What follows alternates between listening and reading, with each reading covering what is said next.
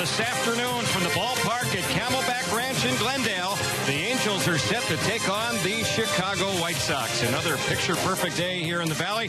Terry Smith along with Jose Mota. An exciting day, Jose, in a number of ways for the Angels here today. We have less than a week of Cactus League games remaining here in Arizona. But today, for the first time in nearly 20 months, we'll see Tyler Skaggs pitch for the Angels against opposing batters. Well, Terry, it's great news for the Angels overall. Nonetheless, the fact that Tyler Skaggs is a great kid who's bouncing back from this surgery.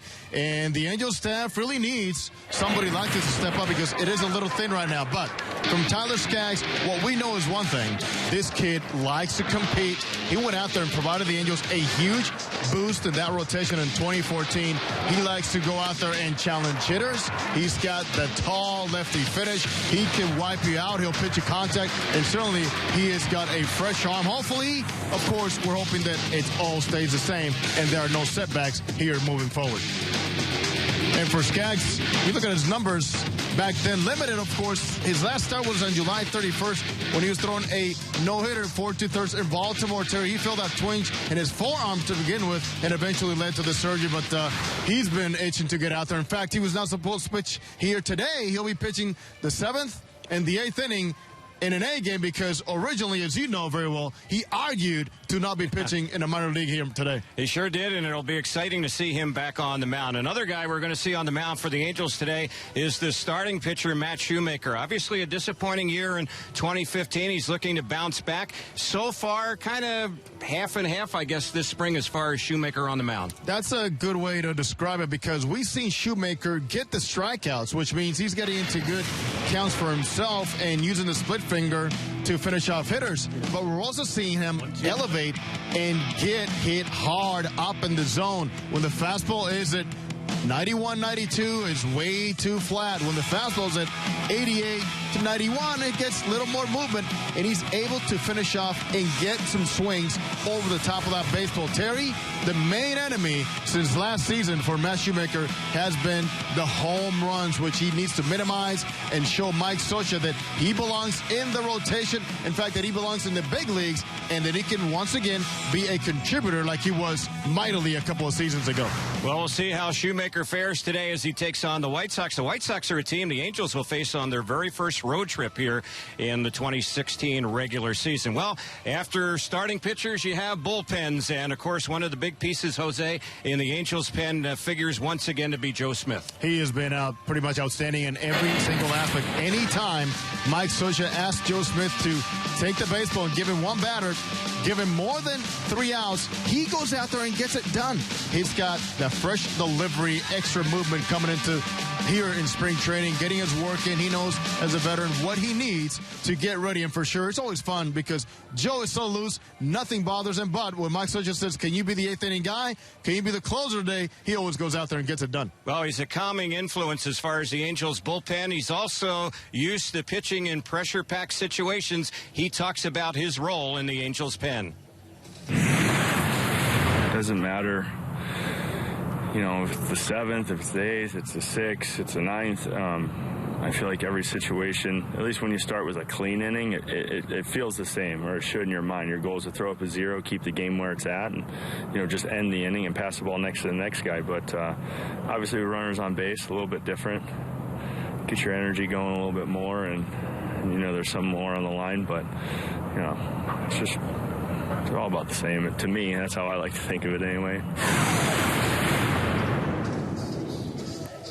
His velocity has been brilliant. We're around 89 to 91 miles an hour. Extra movement down in the zone. And Terry, he's one guy that doesn't matter what the conditions are.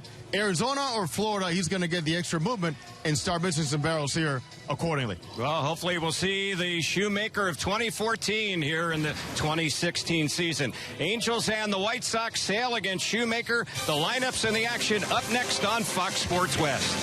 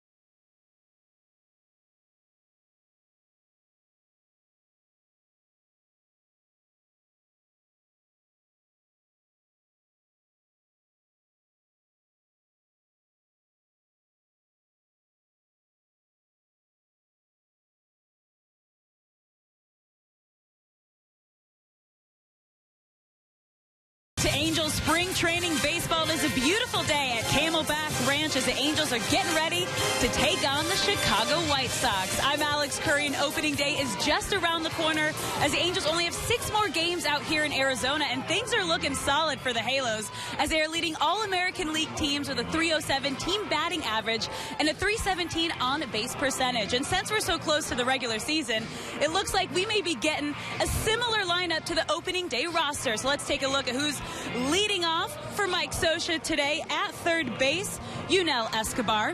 Batting second in right field, number 56, Cole Calhoun.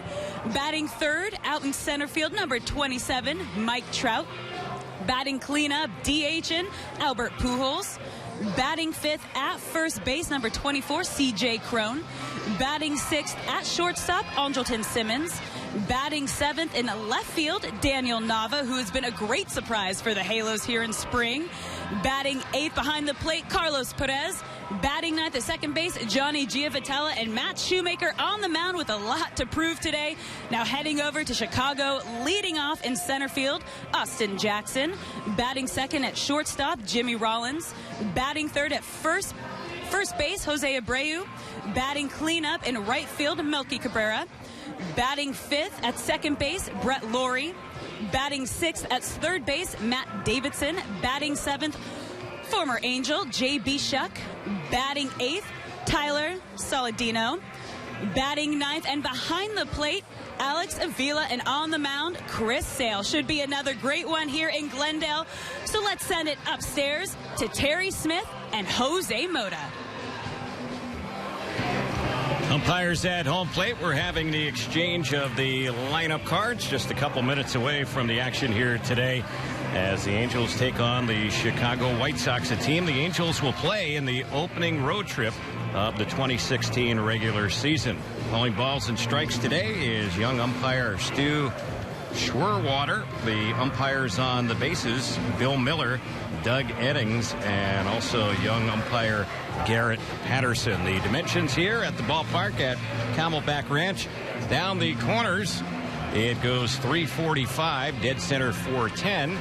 And in the alleys, it expands to about 390 or so out there in left center and right center field. Bright sunshine and a pleasant day for baseball here today in Glendale. We're not too far away from the University of Phoenix Stadium, which is a home for the Arizona Cardinals. They've had NCAA football championships there. And Terry, it's amazing how this whole area around that ballpark has spread out from the ballpark out. Right. Out towards the freeway. Yep. A lot of residential communities being built as we speak in this area, and also a lot of commercial activity in this part of the Phoenix area. We're a little bit a ways from downtown, but certainly a fast-growing area here in this portion of the Phoenix area. The White Sox are taking the field, and they have on the black tops today, also the white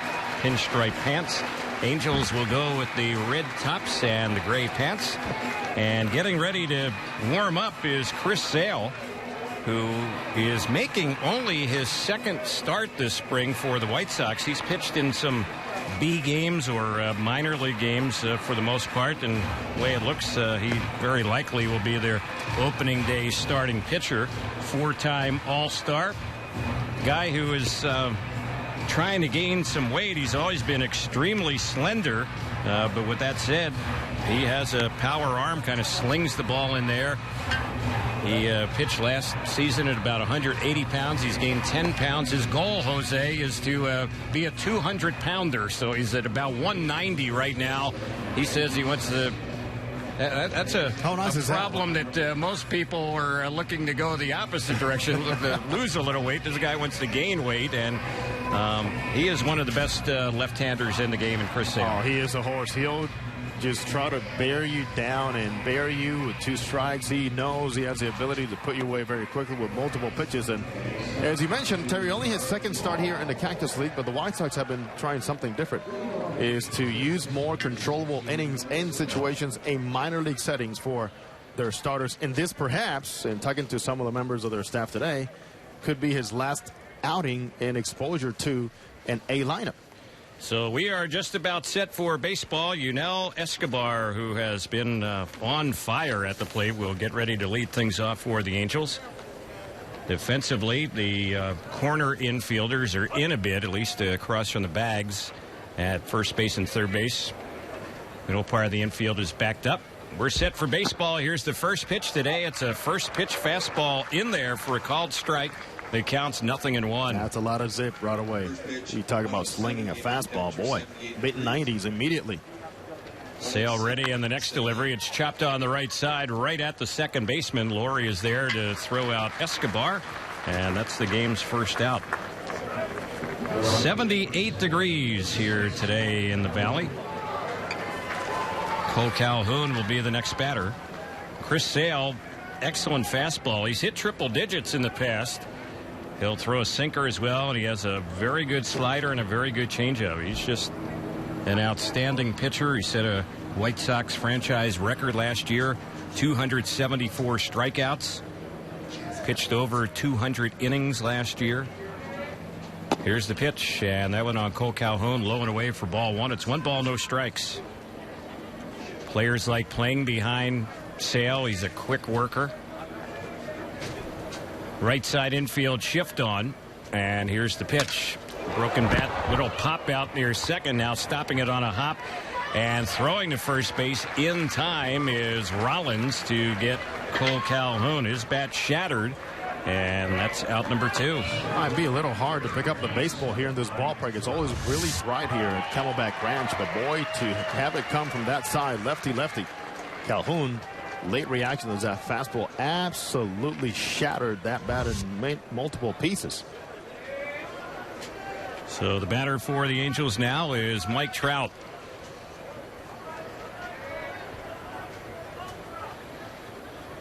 Sale is set.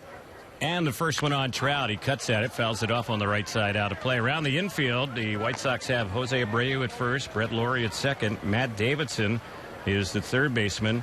Jimmy Rollins playing short.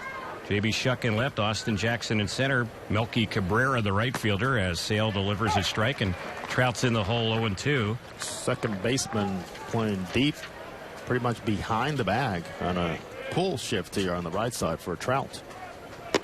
And the next pitch on Trout, that was a borderline pitch, went his way for a ball, 1-2. Alex Avila is the catcher. They have Tyler Saladino as the DH here in this game. Here's the next one from Sale, and that's a liner that's hit right at the first baseman. A low line drive caught by Abreu, and the Angels go down quietly here in the top of the first. No score. We go to the bottom of the first inning on the Angels Baseball Radio Network and Fox Sports West.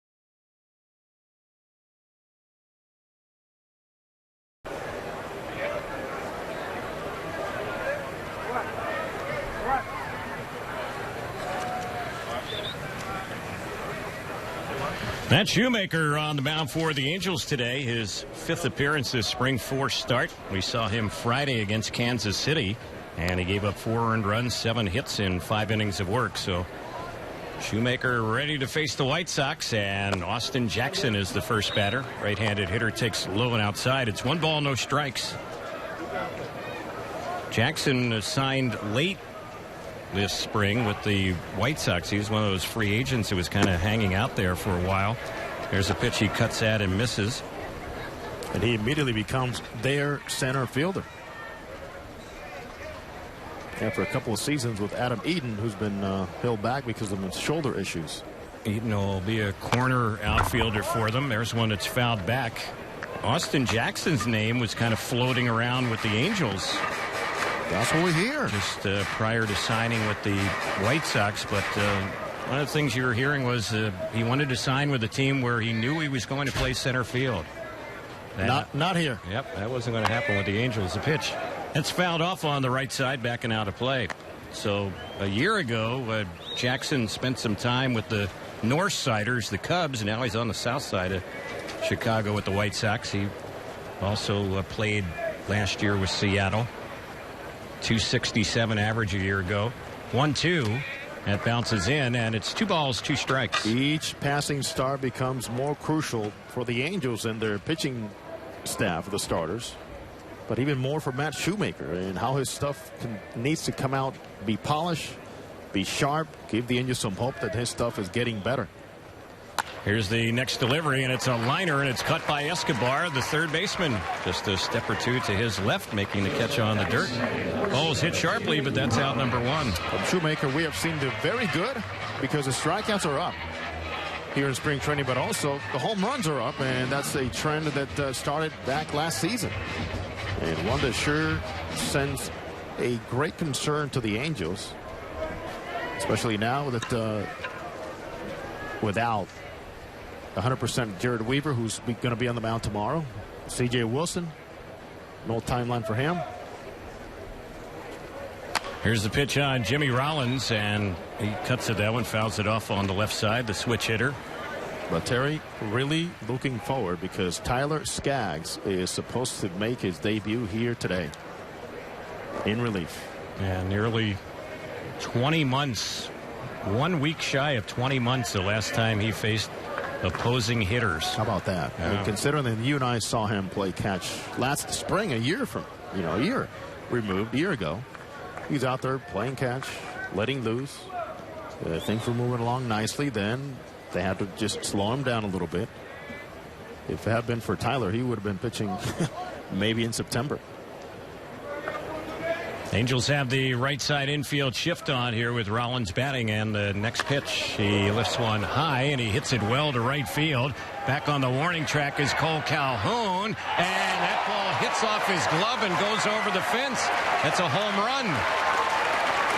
Calhoun jumped up, got some leather on it, and hit the top of his glove, it looked like, and then popped over the fence.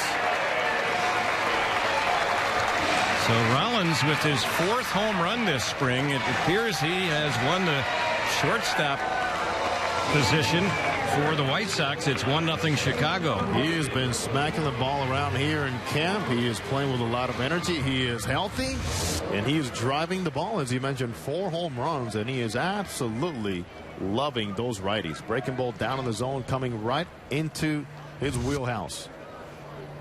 So here's Abreu batting, and he takes a strike on the outside corner. And unfortunately, there is that home run ball again against Matt Shoemaker. He's allowed now 6 home runs here in the Cactus League. And the pitch, that's a line down the right side. That's going to drop foul. So 0-2 on Abreu, who's having a very good spring for the White Sox. 15 for 39. And he's had a couple of home runs. Now the infield, the Angels have Crone over at first. The second baseman is Giovitello with Escobar at third and Simmons at short. Nava in left, Trout in center, Calhoun in right. Pitch low, good block by the catcher Carlos Perez. Albert is DHing, and 29-year-old right-hander Matt Shoemaker is pitching. Melky Cabrera waiting on deck for the Chicago White Sox. And here's the next pitch. Cut and a miss. He got him, struck him out. Looked like he got him with the split finger fastball there. That's out number 2. Strikeout number 1 for Shoemaker. And here's Cabrera. Exactly what we're talking about. The very good and the very bad all in once. Shoemaker came in with 13 strikeouts in 14 innings. 5 home runs. Opponents hitting .362. There's another strikeout. Another good count that he's able to finish off. Terry, where's that middle ground? It's all Mike Scioscia is looking for. That middle ground for Matt Shoemaker. Right. There's a pitch that's a little bit outside. 1 ball, no strikes. Shoemaker has to pitch better this season for the Angels than he did a year ago. If he could be anywhere close to what he was in 2014, well, then you feel very good with him in your rotation as one of your starters. 2 balls, no strikes on Melky Cabrera. It's 1-0 White Sox. Bottom of the first. The pitch. That ball is hit well into center field. Trout goes back on it and now makes the catch. Mike got spun around a little bit but had time to recover. The inning is over on the liner to straightaway center field. A run in the inning for the White Sox. They have a 1-0 lead as we go to the second on the Angels Baseball Radio Network and Fox Sports West. The home for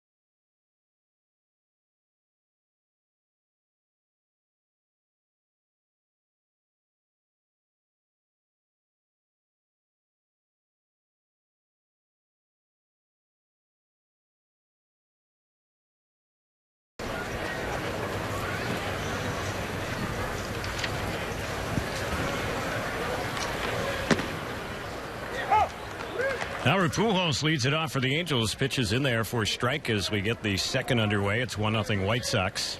Sale is a quick worker, and he doesn't waste any time during the warm-up pitches either. There's a swing and a foul tip. This copyrighted broadcast presented by authority of Angels Baseball may not be reproduced, retransmitted in any form. The accounts and descriptions of today's game may not be disseminated without the expressed written consent of Angels Baseball. Oh, 2-pitch fouled off. There he goes out there and sees a sign and throws a baseball. Yeah. Only 8 pitches in that first inning. Albert, 3 home runs, tops on the club this spring. Here's the next pitch. He skies that one in the air, very shallow left field. Shortstop Rollins back on the outfield grass, puts it away for the first out. Pujols getting closer and closer to playing the field as he and Mike Scioscia continue to develop a plan here in the latter part of spring training where he should be at first base. Very no setbacks here very soon. So here's C.J. Cron. Cron has already had 47 at-bats this spring, and he takes that one for a ball to count 1 ball, no strikes. Still no homers for him. It seems like there's always one guy under Mike Scioscia's watch that will get the bulk of the at-bats. He used to be Trumbo. Yeah. Cron last year, same thing. He had more bets than anybody. He's got to make more trips than anybody. Hang with him, young guy. There's a pitch in there for strike. The other guy on the Angels roster right now trying to win a spot on the opening day roster, it's had a lot of at-bats, is Ji-Man Choi. 49 at-bats for him. There's a strike on the outside corner. Yeah, you talk about giving somebody an opportunity and a long look. There it is. Yeah. Nothing serves better than that. Back it up with those numbers. And the next delivery on the 2-2. There's one cut on and missed, and Sale throws it by. Cron struck him out. By him is exactly the way you describe it, how it happened. I mean, he had him mistimed. Cron was starting his hands when Sale was coming in and just zipping that fastball up in the zone. Chris Sale looks really good so far here. First 5 batters, no one has gotten the ball out of the infield. We're talking about a tough competitor, and also more that his teammates found out about him. He will stand up for any teammate.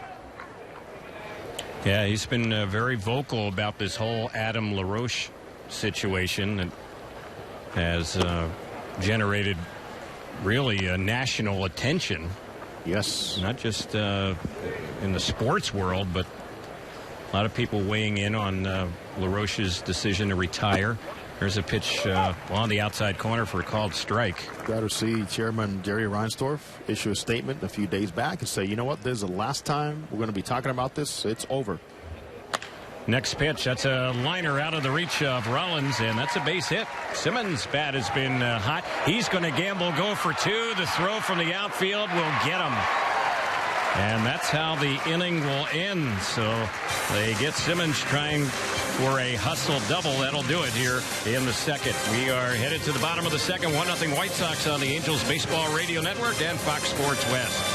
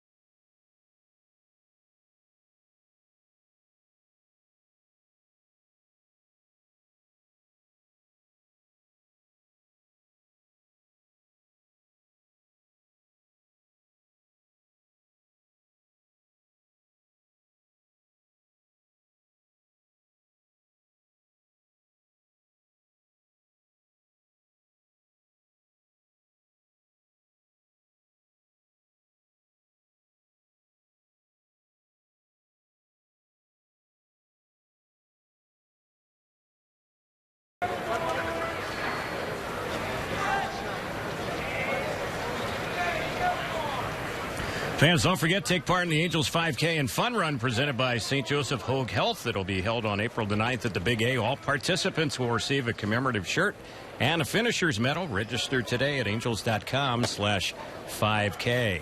Shoemaker's first pitch on Brett Lawrie, and that one misses ball 1. 1 ball, no strikes. It was Lawrie who got the tag on Simmons trying to stretch that hit. Bottom of part of the Angel lineup there in the top of the inning, trying to hit the hustle double, but Shuck's throw to Lawrie got the tag on, and the inning ended. Laurie's had a couple of home runs this spring. He was with the A's last year. He's a guy who's been moving around in recent seasons. Here he hits one on an easy hop right to Andrelton Simmons, and he will throw him out. Easy play. Matt Davidson, the next batter. We'll check out the Dodge out-of-town scoreboard for you, and it's being brought to you by the Dodge Challenger.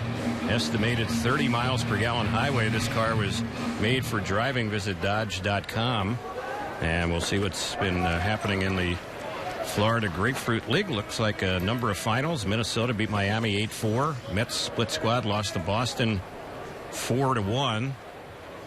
Here's the next pitch, and that is a little bit low and outside on the batter, Matt Davidson. The other Mets split squad has a game going on right now against the Astros, and they're trailing that one 8-5 in the bottom of the ninth inning. A.J. Reed had an inside-the-park home run for the Astros, another good young player in their system who's trying to win an opening day roster spot for them. They keep coming up. There was also a strange play in that game involving Yoenis Cespedes, the Mets center fielder. And Jose, we saw the video of that. There was a ball hit over his head in center field. It was a little bit late going back on it. Decided to play the ball off the wall. And then the ball ended up dropping just under the cushion in dead center field. Next pitch, that's fouled back behind the plate. Cespedes was just staring at the ball. He didn't go to pick it up to throw it back to the infield. Meantime, the batter circled the bases, and that was Reed getting the home run. And then Cespedes was saying, hey, the ball was stuck under the padding in center field. That's why I didn't pick it up.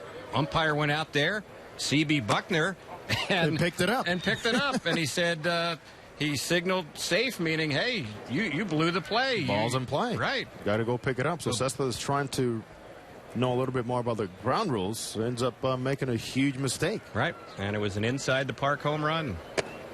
There's a called third strike on a 2-2 pitch that gets Davidson looking, and that'll be the second out here in the bottom of the second. Great job, Matt Shoemaker. First couple of hitters. Laurie off the end of the bat as he grounds out 6-3. Now painting that corner with that fastball running well to the outer half. Washington beat St. Louis 8-2. Max Scherzer 9 strikeouts in 5 innings, getting the win there. Toronto beat Detroit 6-4. Justin Smoka's 4th home run for the Blue Jays, and Pirates and Orioles are 5-5 in the bottom of the 9th. Our game, bottom of the 2nd, 1-0 White Sox. That's that lineup, Terry, where Toronto is so good from 1 through 9 that they're so relieved pressure-wise for Justin Smoke. This could be the year he finally puts it all together. Here's the pitch, and that's cut on and missed. And the Blue Jays, I don't know how highly you would rate their starting rotation, but they have a lot of people still in the fight for their number 5 spot in their rotation. That's correct. Here's the 0-2. So they do have some starting pitching depth. They have some thunder. And the one name you don't hear about, which was, one of the biggest acquisitions, Russell Martin. Nobody talks about Russell Martin. Yep. Here's the next delivery, chopped to second, right at Giavitella. He will throw out Shuck, and the inning ends. A clean inning for Shoemaker. A 4-3 ground out will end the inning. 3rd inning coming up, 1-0 White Sox on the Angels Baseball Radio Network and Fox Sports West.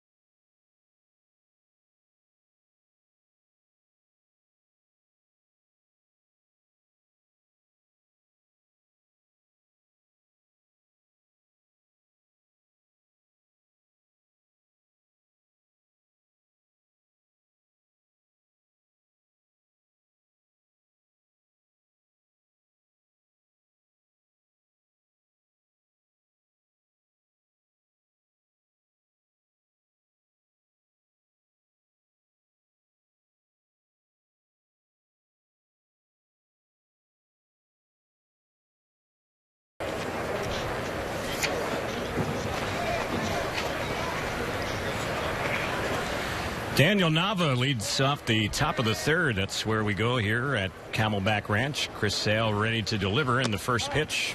That one a little bit high.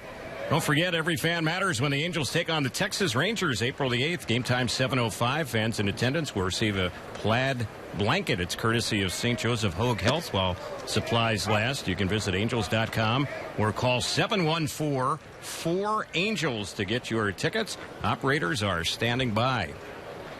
1-1 strike now on Nava. And Sale's next delivery, it's fouled back to the screen. This is one of those starts for Nava that surely he's earned. Hitting .500, but also this is against a lefty. And the original plan was to see a lot of at-bats from Craig Gentry against lefties. But Terry, for what Nava has done, he has earned every right to be in this lineup, lefties and righties, because he's making a lot of things happen for himself. 1-2 pitch, and he took that one. That was right in there for a called third strike. Boy, that's a wraparound breaking ball. What can you do with that one? With a guy like Chris Sale. So Sale with his second strikeout. He's faced 7 batters, retired 6 of them. Beautiful backdoor. And here is Carlos Perez, the number 8 hitter for the Angels, catching today. And the pitch takes that one a little bit high. 1 ball, no strikes.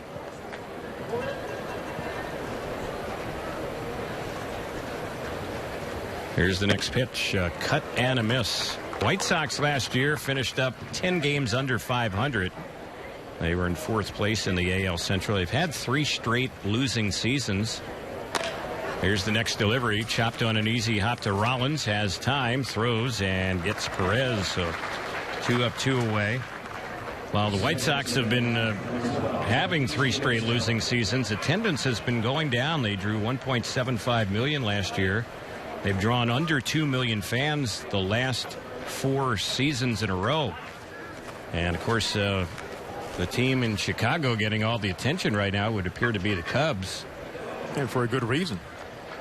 Playoff team. They have the heart of so many, traditionally for so many years and generations.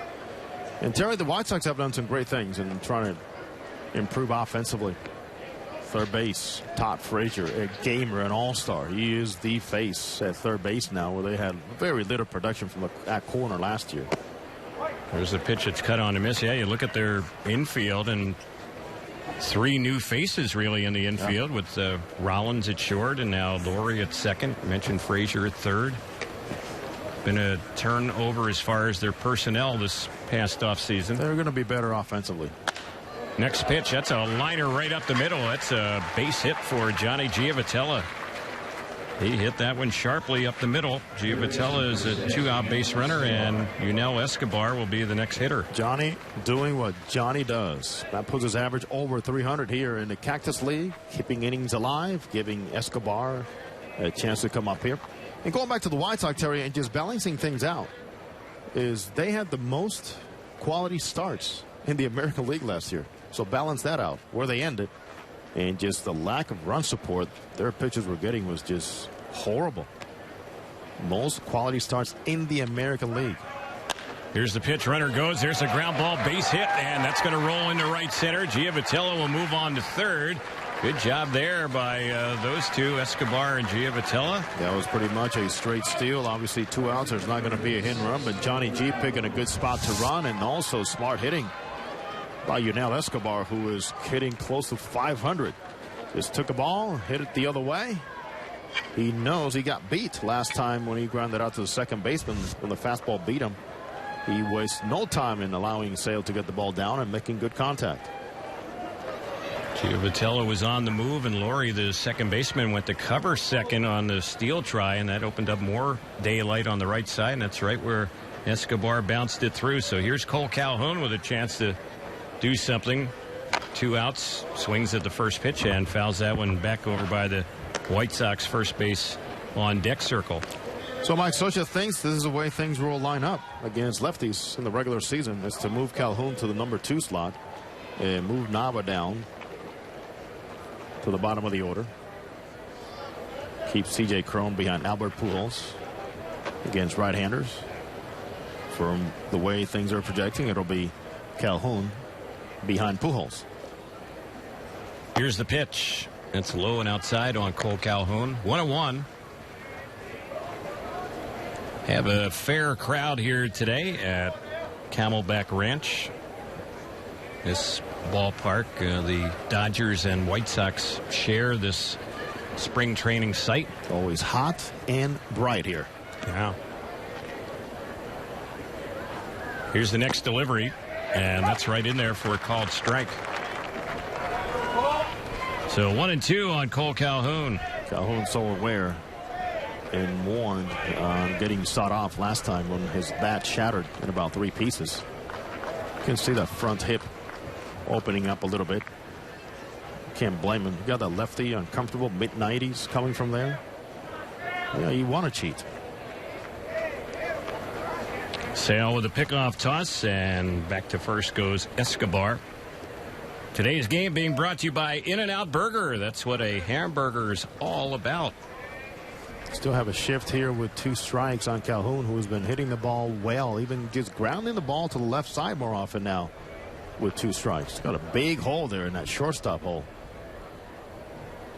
1-2 delivery. He waves at that one, struck him out, and the inning is over. Pair of strikeouts in the inning for Sale. Angels leave them at the corners. We're going to the bottom of the third. It's 1-0 White Sox on the Angels Baseball Radio Network and Fox Sports West.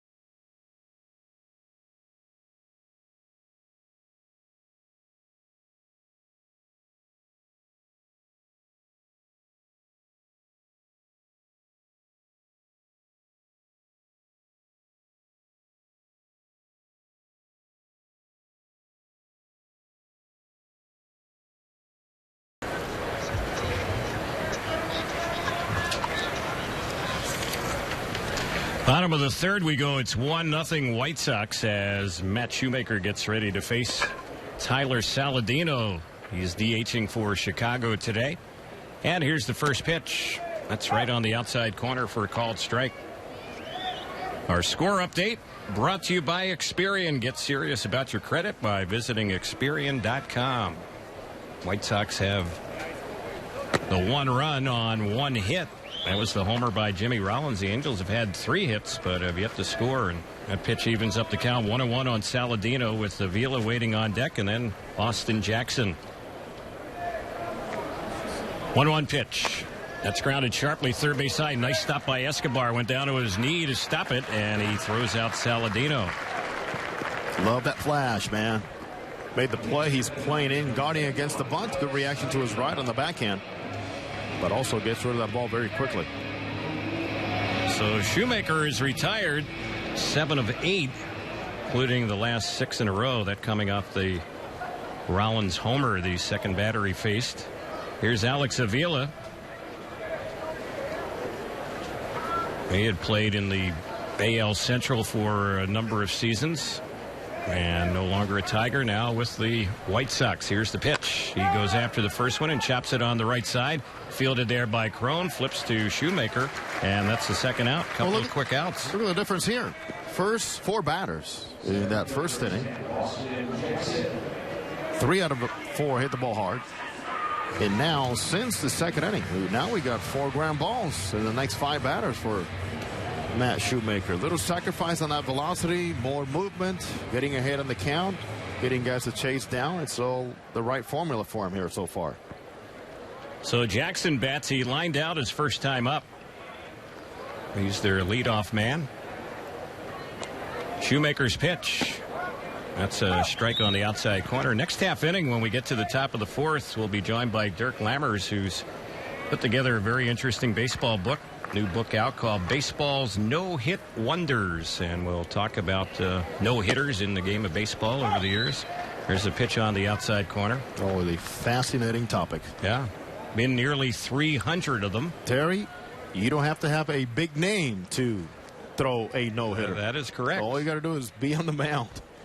Here's the pitch, and that one is low. If memory serves me right, Jose, Bill Stoneman, Angels' former GM, tossed 2 no-hitters. Bill was tough, man. Yeah. Not real big stature-wise, but boy, he was tough. Yeah. Outstanding curveball. 1-2 pitch. That's a little bit inside. 2-2 the count. Hoping for Shoemaker here for another quick inning. He's at 36 pitches, and he will be stretched out here today. Shoemaker worked 5 innings his most recent start. There's a breaking pitch that's fouled off on the right side, backing out of play. How about Mike Scioscia the other day, Terry, in postgame, letting us know that the plan was not for Santiago to go into the 7th inning. But he, and pitching coach Charles Nagy, said, well, look where he is. He looks fresh. Let's throw him out there at 7th inning. Not to complete the inning, but at least to walk out there a 7th time. Which is, you know, is sometimes how Mike Scioscia maps out things. 2-2 pitch. That's a little bit high, so it's a full count. Got to make him put the ball in play here also with Austin Jackson. He is a high strikeout guy. Mentioning pitching tomorrow, it'll be Jared Weaver taking on the A's at Ho-Ho-Kam Stadium. And there's an off-speed pitch. A splitter gets Austin Jackson. Struck him out, and the inning is over. Another clean inning for Shoemaker, and that'll do it here for the White Sox in the bottom of the 3rd. 4th inning coming up. 1-0 Chicago on the Angels Baseball Radio Network and Fox Sports West.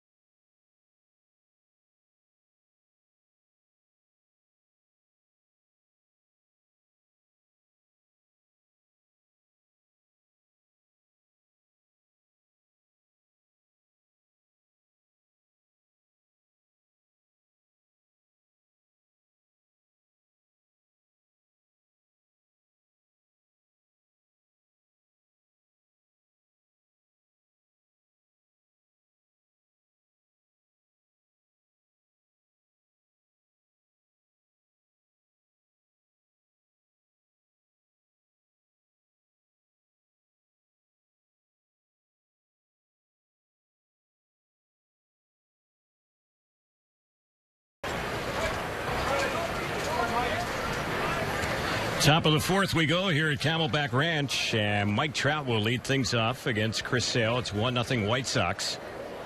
Trout lined out to first his first time up, and the pitch, and that's a little bit outside the count, 1-0. Well, we mentioned Dirk Lammers has put together a brand new baseball book called Baseball's No-Hit Wonders, and he joins us up in our booth. Want to talk a little baseball. Dirk, good to have you here in Arizona. How long you been here?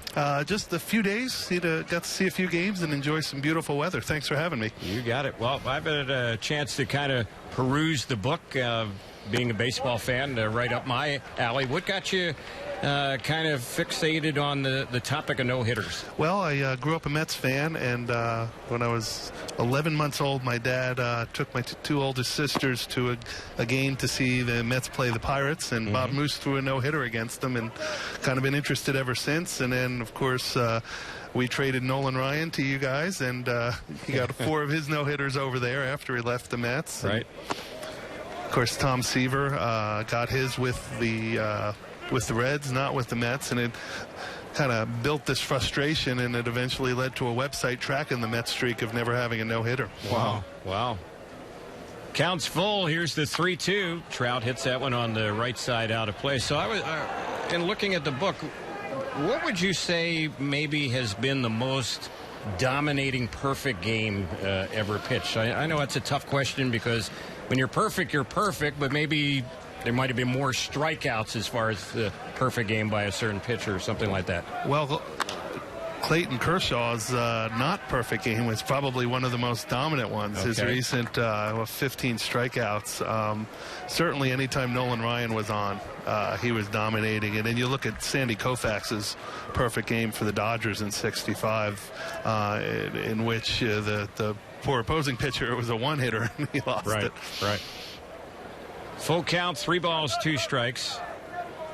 After Trout, Pujols, and then Crone, we're in the 4th inning, 1-0 White Sox. Dirk Lammers, who has written a very fine new baseball book, Baseball's No-Hit Wonders, joining us.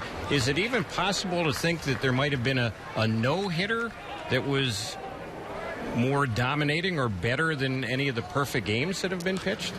Yeah, I mean, you look at Scherzer's game last year, an incredible performance, and then had the misfortune of hitting the final batter. You look at Milt Pappas as well for the Cubs back in, I forget what year it was when he threw his, and Bruce Fleming didn't give him that call strike, and he wound up having to settle for a no-hitter. Yeah. No, the other thing I think is when you think of a no-hitter or a perfect game, you kind of always think that the team that got no-hit or had the perfect game thrown against them, they didn't score. But there have been teams that have scored despite being no-hit, right? That's true. Yeah, the one that ended for Ken Johnson of the Colt 45s, he it started with a Pete Rose bunt in the 9th inning and a trail of errors. He wound up losing 1-0 and gets the no-hitter.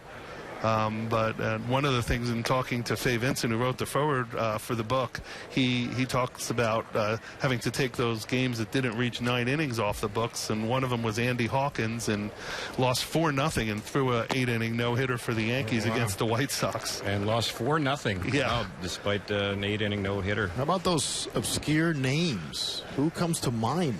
Well, you got to start with Bo Belinsky. I mean, he made sure his name was not obscure by cruising around Hollywood more than at the ballpark. But guys like Bud Smith for the Cardinals and Philip Humber, and you go back to Bobo Holloman of the St. Louis Browns, whose career was over as quick as it started.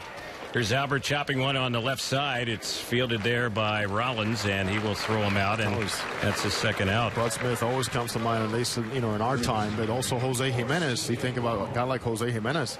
And then those that were no-hitters, but the performance itself was a little iffy, like with a lot of walks. Who comes to mind? Well, Al Leiter had a ton of walks in his game.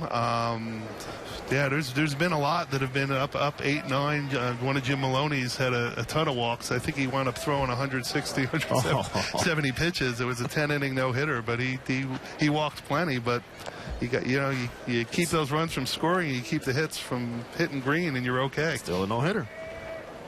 1 ball, no strikes. Here's the next pitch, and a check swing. going around on that one is Crone. It's 1-1. With the Angels playing the White Sox, one that I remember because I knew the guy who threw it, Joe Cowley, walked something like 7 Angels and threw a no-hitter at the Big A, right? Yes, yeah. One of those unlikely no-hitters, and I think that's the beauty of the no-hitter. It's, it can be thrown by guys like Koufax and Ryan, but anybody can do it, as you said. Here's a fly ball that's hit well into right field. Going back on it is Melky Cabrera, and he jumps up against the fence, and Melky Cabrera makes the catch. He's in some pain as he's lying down out there on the warning track. The inning is over, and what a play. Well, Dirk, we'll have you back when we get back after the half-inning break. We're getting set now to move to the bottom of the 4th inning, and it's 1-0 Chicago on the Angels Baseball Radio Network and Fox Sports West.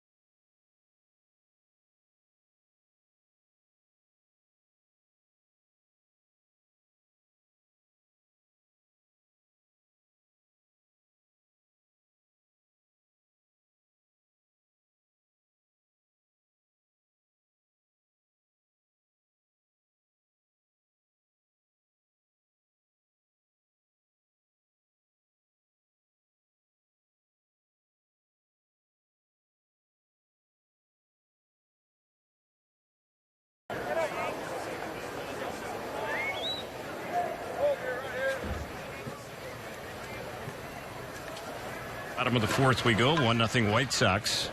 Rollins, Abreu, and Cabrera.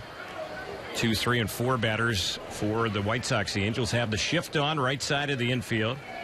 Shoemaker's retired the last 8 in a row. He's given up just the 1 hit. That was the homer by Rollins back in the bottom of the 1st. And the pitch here on Jimmy Rollins in there. We're chatting with Dirk Lammers, who's put together a new baseball book, Baseball's No-Hit Wonders. And there have been nearly 300 no-hitters in Major League history, 23 perfect games in Major League history. 1 ball, 1 strike to count. So the project, how long did it take you to research it and get it into print? A little over a year. Started it in May of 2014. Thought I had it done by June 2015, and then we had 7 no-hitters in a short period. I kept having to update it throughout the season, all the way to the last game of the season. Wow. How did that rate as far as, most no-hitters in a single season last year? It was tied with 2 in the 90s. I believe it was 90 and 91, although there was one back in the dead ball era that had 8 no-hitters. Mm-hmm. But 7 is pretty much the modern-day record for a single season. 3-1 to count now on Jimmy Rollins. And Shoemaker's next pitch. That's tapped foul over on the right side. Every time we talk baseball history and accomplishments, the name Babe Ruth comes up. So tell us the connection between no-hitters and the mighty Babe Ruth. Well, Babe took the mound for the Red Sox. As many people know, he was a pitcher when he started, and he threw 4 balls, and the umpire was Brick Owens, and Babe didn't like the calls. So he marched down to home plate and argued with him and then punched him in the jaw. There you have it. And so, of course, he got ejected, and they went with Ernie Shore. He came in. Catcher threw out the base runner stealing on the first pitch and retired the next 26 batters. For a long time, it was considered a perfect game, and then it was rebranded as baseball's first ever combined no-hitter, and Babe Ruth plays a part. Wow. One way or the other, he played a part. Faced one batter. How about that? Yeah. Wow. There's one fouled off by Rollins again on the left side, backing out of play. So of all the teams, at least current Major League teams, which franchise has the most career no-hitters right now? That would be the LA Dodgers with 25. Okay. Incredible string. Of course, Koufax has 4 of them, but they've had a lot of great players.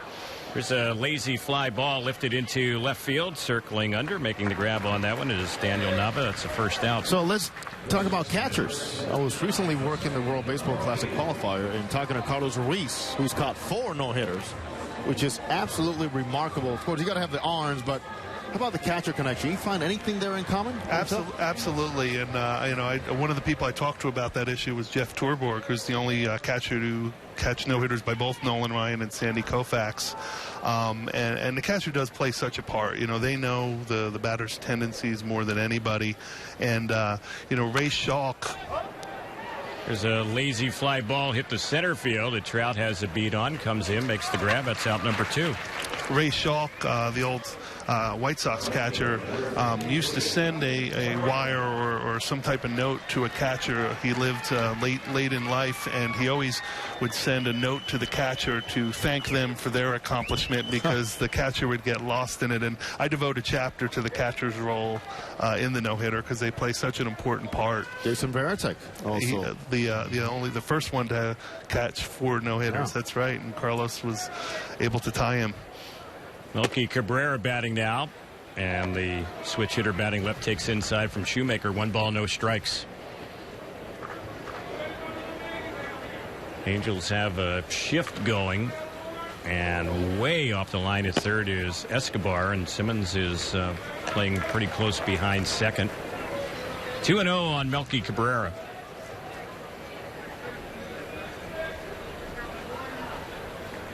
Shoemaker working fast, delivers, and this one is bounced in between Escobar and Simmons and through into left center field.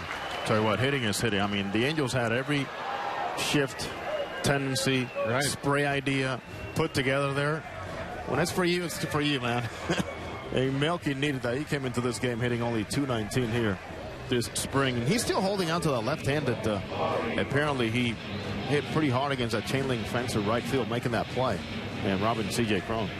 Brett Laurie will be the batter. Dirk, what about ballparks? Which ballparks have hosted the most no-hitters? As far as current day ballparks, or ballparks from way back? Well, the interesting one that never hosted a no-hitter, and it's amazing, 61 years of existence, was the Pirates' old ballpark. Wrigley has had its share. Fenway, of course, has had its share. A few recent ones, and a ton of ones in the old days for both the Braves and the Red Sox. Of course, Dodger Stadium has hosted a bunch, except the first one was actually by Bo Belinsky, not a Dodger. With the Angels, there's a toss over to first, and back to the bag goes Cabrera.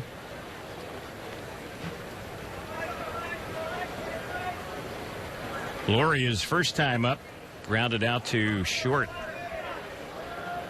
Angels have out hit the White Sox, but Chicago has a 1-0 lead here in the bottom of the 4th. And the next delivery, that's a one-hopper off the glove of the diving Giavotella near second, and backing up is Simmons to hit all the way off the bat of Brett Laurie.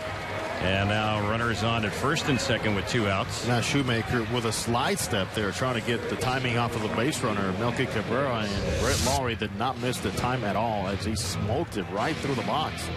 Just over Shoemaker's head. Davidson will be the next hitter. Dirk Lammers joining us. Authored the book Baseball's No-Hit Wonders. What's up next for you? Have another baseball book up your sleeve? Haven't decided on a baseball topic yet. I am working on a non-sports biography, but I definitely will want to be revisiting baseball. It's a longtime love of my life, and I will definitely be writing another baseball book in the near future. Here's a bouncing ball on the left side. Nice diving stop by Simmons, and he easily gets the out on Laurie. That was not an easy play. The inning is over. Well, Dirk, good luck with the project. The book again, Baseball's No-Hit Wonders, and appreciate the visit upstairs here today. Thanks so much. Appreciate it. All right, we're headed now to the fifth here in Glendale. It's 1-0 Chicago on the Angels Baseball Radio Network and Fox Sports West. Terrific.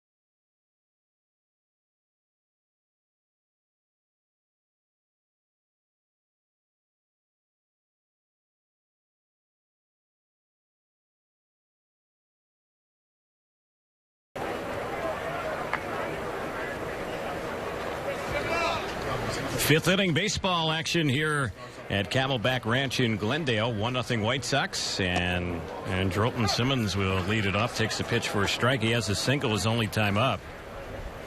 He made a very difficult play look easy to end the bottom of the fourth inning with that play out there at short. Here he lifts one into center field. It's hanging up for Austin Jackson. He is under. He'll put it away, and that will be out number one.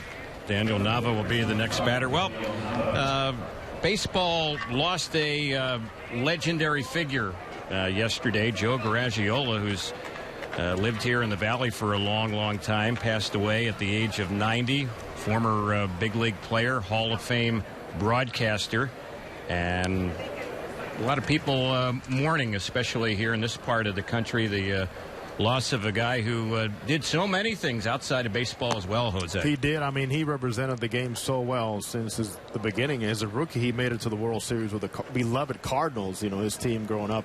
And Terry, I mean, you talk about reaching out, caring about the broadcasters, the players, the youngsters, everything, and so many campaigns he was involved in to help the game out, from those players in need, the baseball assistant team, to the prevention and, you know, warning and everything that comes down to smokeless tobacco and being involved with that. And, right. You know, I mean, the guy that broadcasted so many great ball games and series and events, but we went beyond baseball when it came down to being a broadcaster. Yeah, Joe Garagiola died yesterday at the age of 90, and certainly it's being felt around the baseball community today. 1 ball, no strikes to count. Carlos Perez, the batter, 2 outs. The out on Daniel Nava was quick, a liner right to J.B. Shuck for out number 2 in the inning. 1 ball, 1 strike to count on Perez. Sale delivers, and that one is inside. Chris Sale has been very impressive in this ball game. Retired the first 5 batters in a row. He's now set down the last 6 that he's faced. And the 2-1, that's inside. Let's pause for station identification on the Angels Baseball Radio Network and Fox Sports West.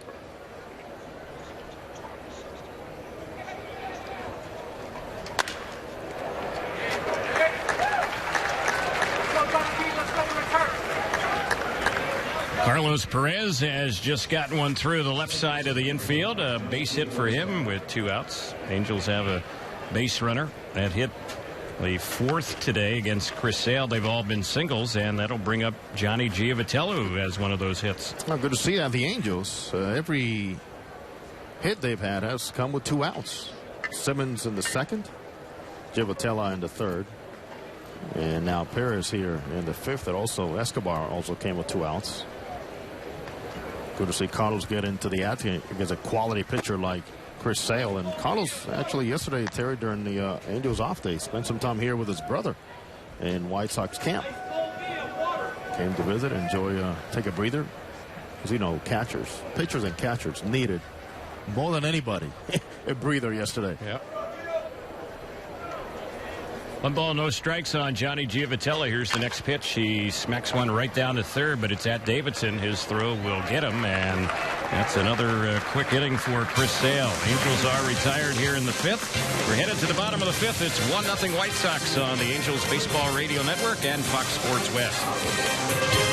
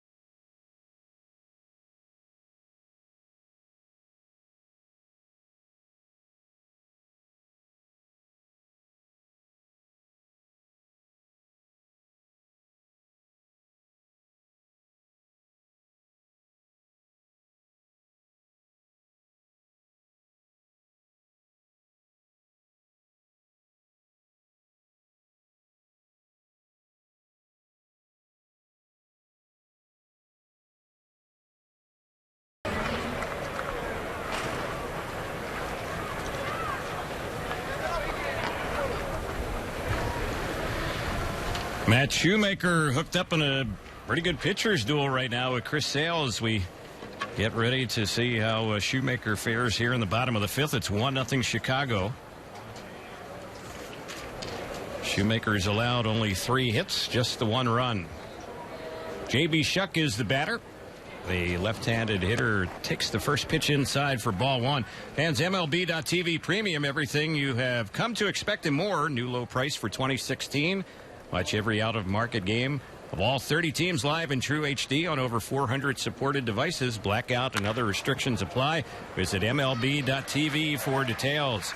Here's a bouncer off the bat of Shuck. It's going to get by the mound and through into center field. So the ex-Angel is aboard with his first hit in today's ball game. It brings up Saladino. Oh, J.B. Shuck already a difference maker against the Angels defensively, throwing out Anderson Simmons, trying to extend a single into a double to close out that 2nd inning. Now with a bat, doing a good job, stays through the box. Terry, J.B. Shuck is one of those guys that he knows his role. He stays right with where he is, never complains, plays hard. He can handle the bat, and he's becoming more efficient out in the outfield. So here's Saladino. Saladino's been in a battle of sorts this spring with Jimmy Rollins to win the opening day shortstop position for the White Sox, but it would appear that Rollins is going to be the winner, at least when the season begins. They're going to space out Jimmy Rollins, of course, with the leg issues he's had, his age. And There goes the runner Shuck. The pitch is cut on and fouled off on the right side, backing out of play. Think about what a comeback it is, Terry, for Jimmy Rollins. Jimmy Rollins lost his starting job at the end of last year with the Dodgers to a rookie. In fact, the rookie Seager played in the playoffs. And Jimmy was healthy. He could have played, but that's how things happen so quickly. And Jimmy did not get a job until late, right before spring training, and there he is. Toss over to first, close play. Now projected as a starter for the White Sox. He was actually selling himself in the market as a utility guy more than as a starting shortstop, but he's got the experience, he's got the rings, he's got the MVP, he's got the accolades, and still has that passion. Rollins was saying this spring that he decided on signing with the White Sox because he knew that their shortstop position was open. Lexi Ramirez now with the Padres. Rollins said he had other clubs offer him a major league deal, but it would have been as a reserve player. He signed with the White Sox even though he inked a minor league deal. And here's a pop-up that's caught over by the Chicago dugout by C.J. Cron. That's going to retire Saladino. That's the first out. But Rollins wanted a chance to be an everyday player, and that's why he thought the White Sox would be a good fit for him. And it's like he will be their opening day shortstop. And with a minor league deal, he had to come in and have a good spring. It's no guarantees. So here's Alex Avila, the catcher. He bounced out his first time up. It's funny. I could hear in Spanish Carlos Perez tell Escobar, hey, vete, let's go, get out there. So he said the shift is on, man. Get out of that spot. It's funny. So Escobar, the third baseman, playing on the right side of the infield in between Cron and Giavotella. Just Simmons on the left side.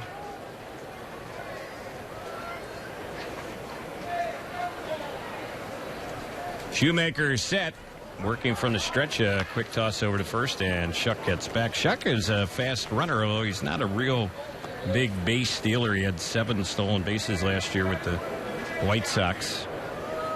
I always kind of thought when he was with the Angels he might run more, but he didn't. He was very fast out of the batter's box at first base. Hey, Terry, sometimes those shackles I'll put on him quickly, and then once you're not successful early, they stop you. There's a pitch taken for a strike. J.B. Shuck forever will be tied to one of the best catches ever at the Big A. Going over the wall in left field, robbing Jose Bautista. Landing over there with the Angels fans. Here's the 0-1. There goes Shuck, and the pitch is cut on foul back upstairs out of play. So Robin Ventura, White Sox manager, fairly aggressive here this inning and getting runners in motion, trying to create something here as Shoemaker has been around the plate. He has not walked anybody. He's got 3 strikeouts. He really has been in a better rhythm since that first inning where 3 out of the 4 batters hit the ball hard, including the home run by Jimmy Rollins. Shoemaker getting more ground balls, working faster. A couple times, Terry, we've seen him take the mound with nobody in between innings but himself out on that mound. Way in front on Avila, and he tried to sneak a fastball inside. It misses. 1 ball, 2 strikes. Look at the White Sox this spring, and they weren't a real big base stealing team last year, 24th in the majors. This spring, they have 10 stolen bases, but they've also been caught 10 times, so the percentage is not real good. Spring numbers. Well, that's going to stop in the regular season. And a toss again over to first, and Shuck back. What we hope doesn't stop is that the Angels need to run more. And that trend needs to go upward for the Angels in the regular season and not stay the status quo, but they need guys to go out there and steal some bases. Angels offense. Many ways to ignite it. The Angels have had 18 stolen bases this spring and have been caught 9 times. Here's the next pitch. That's way outside. It skips off the glove of Perez, so Shuck will easily get the second on the wild pitch. Definitely a tumbling splitter. Getting away from Carlos. It's almost like you saw it coming out of Shoemaker's hand and something was just not right. Very hard sometimes here in Arizona to grip, especially a splitter. And that one absolutely took off on him. And sometimes, Terry, even a guy like Shoemaker is tough to gauge performances based on the conditions here. Mike Scioscia has said it through the years.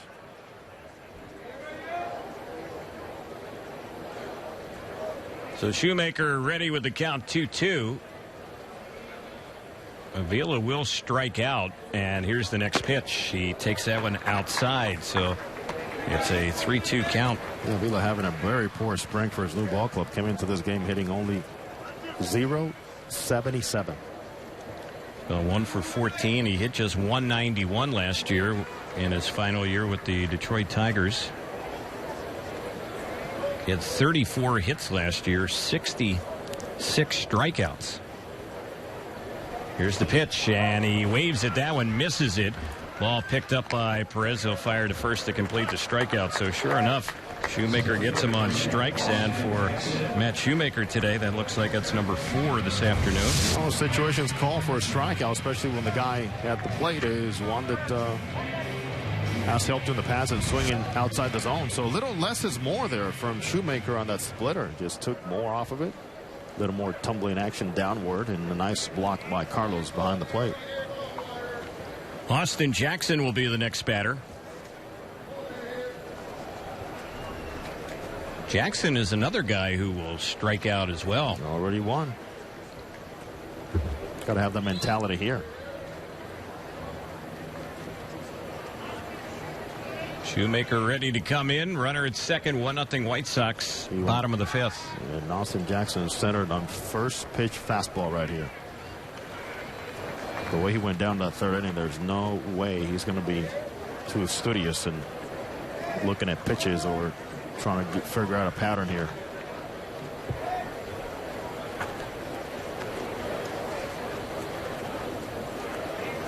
Shoemaker taking some time where that base runner Shuck at second.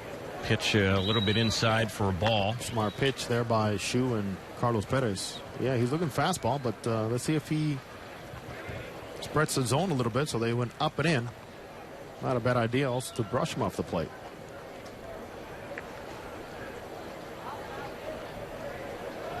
Two infielders on each side, and here comes the next pitch. Popped foul back behind the plate, out of play. Fans, don't forget, if your computer is running slow, go to mycleanpc.com and get a free computer diagnosis. In minutes, you can activate MyCleanPC software to clean out the junk that may be slowing down your computer. Check them out at mycleanpc.com. Run 4 hits for the White Sox. No runs, 4 hits for the Angels. Here's the next pitch, and that is outside. A lot of communication between Anderson Simmons and shortstop and Johnny Giavotella here. Both middle infielders are closing ground on the runner at second base, J.B. Shuck. Pretty unusual as they get to work with each other here in the circumstances. Next delivery, it's a splitter fouled back over near the Angels on deck circle. 2-2 on Jackson. In other words, they're both moving towards the runner. And I don't know if there's a matter of pitch selection, what they anticipated, the looks, the timing with the pitcher. But there's a couple open gaps there in the infield that certainly you want to avoid, especially with that man at second base and 2 outs. Now you can see Simmons more in regular spot at shortstop. Shoemaker ready to come in with the 2-2. That's a liner into right center, and that's going to be a run. Ball finally got to by Trout. Jackson can run. He will slide into second, and he is there safely with a 2-out RBI double. It's 2-0 White Sox. And there's no stopping Austin Jackson. He finally got something out in the zone. Of course, Shoemaker unable to bury that pitch a little bit lower to get him to chase again. And Jackson says, I know where that ball is. I play center field. I know how far Mike Trout has to go. I am not stopping at first base. So here's Jimmy Rollins. And Terry, that is for sure one pitch Matt Shoemaker will love to have back. Yeah. You hate giving up 2 strike hits, and then you compound that doing it with 2 outs. So here's Rollins. He's homered in 2 at-bats. First pitch. He takes it on the outside corner. And because it is a shift situation here with Rollins hitting, Escobar playing in short right field, Simmons closer to the third base bag than he would be under regular circumstances with nobody on. Next delivery. This is chopped on the left side, fielded there by Escobar or Simmons over there with the shift on. Terry, he's everywhere. He makes the play on that one, and that will end the inning. But they do get another run, and they did it with a pair of hits. So 5 in the books. The 6th is next. 2-0 White Sox on the Angels Baseball Radio Network and Fox Sports West.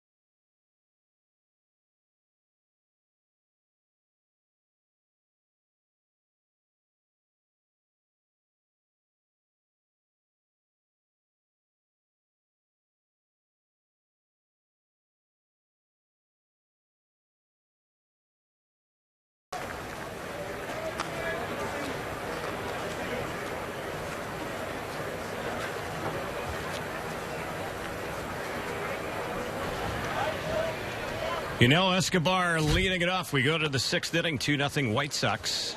And the first pitch on the Angels' third baseman. He takes it for ball 1. Was Yunel waving at a fan behind home plate between pitches? He must have. Here's the pitch. This one is hit well down the left field side. Long run for J.B. Shuck out there in left field. And that ball is going to take a bounce and hit off the fence. And by the time getting it back in is Shuck at second base with a leadoff double, his second hit of the game, and the Angels' first extra base hit is Escobar. Well, he waved at a fan and said, well, hold on a minute, let me hit. Hit the double. Got a changeup up in the zone from Chris Sale. Hit it off the end of the bat, but well located there. Escobar, Terry, there's no doubt he plays the game loose. He has fun out there. So let's see what Cole Calhoun can do. He's the tying run at the plate. You got to treat this as a regular season game to see what he can do here against the small windows that come up against premier pitchers. And there's a liner in the right center field. That's going to drop in for a base hit. Escobar is going to be held at third, however, as firing the ball back towards the mound is Austin Jackson. But the Angels have something brewing. 2 on, runners at the corners for Mike Trout. Most surprised guy that Escobar was not waved home was Chris Sale. Chris Sale was standing on the mound, not anticipating a throw from Jackson coming home. Nice job by Cole Calhoun. Early attack right here by the Angels' first 2 batters. Calhoun hit that pitch so hard that it got out to Jackson so quickly that's why Ron Renicky held up Escobar once he went second to third. And Escobar, of course, sees that line drive, and first move is to just freeze nobody out, and ball was hit so low he thought might have been hit at somebody in the infield. First pitch on Trout, right in there for a strike. Mike is lined out, struck out 0 for 2. so far in this ball game. Trout, Pujols, and Cron have gone 0 for 6 against Sale. Here's the pitch. And Trout hits one high, and he hits it deep into left field, out by the bullpen, out of here. Mike Trout connects, second home run this spring. It's a 3-run shot, and the Angels are up 3-2.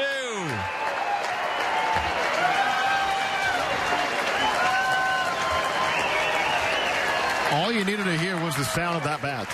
And my goodness, what a shot against the back of the bullpen wall back there. And he's got a lot of Angels fans celebrating. What a shot, and what 3 great at-bats against a premier pitcher here by the Angels. So here's Pujols, and Albert fouls one back, not too far away from our booth. It'll drop just below, out of play. Terry, there are times when Mike Trout looks for something down in the zone. It could be a fastball, it could be a sinker, it could be a breaking ball, but when that front shoulder dips, he is mighty scary. And the pitch, that one a little bit low on Albert. Well, Trout was thinking about that last at bat that he had against Sale in this ball game, and Sale struck him out. It was only his second time that Trout has struck out all spring, and Mike Trout thought, I'm going to get him the next time I face him today, and sure enough, he got him. And also, you notice the approach here by Angels hitters. They get to see him a third time, and there's like, why start falling behind? This guy's way too dangerous. All 3 of the first batters just attacking early against Chris Sale.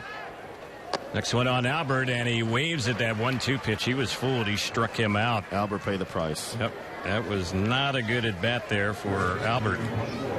So Sale gets another strikeout, and that's number 5 for him. You talk about plus stuff. What he showed Albert, that at bat meant, I'm serious about this. You're not doing the same thing. Enough contact. Here's Cron batting now, and the first pitch on CJ. That one is inside for a ball. Fans, be a winner. Play in the Gardens Casino new Omaha Progressive Jackpot. Visit thegardenscasino.com for more info, and please play responsibly. Pitch misses, ball 2. 2-0 on CJ Cron.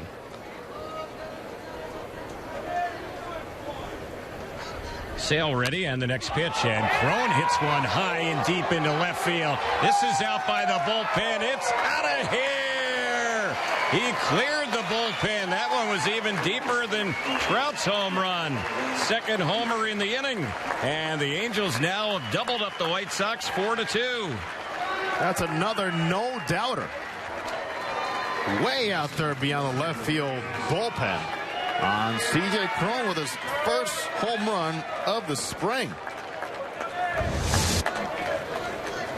So a 4-run top of the 6th for the Angels. It's not over yet. Simmons the batter. Now tremendous backspin, and what great way to carry here in this thin air.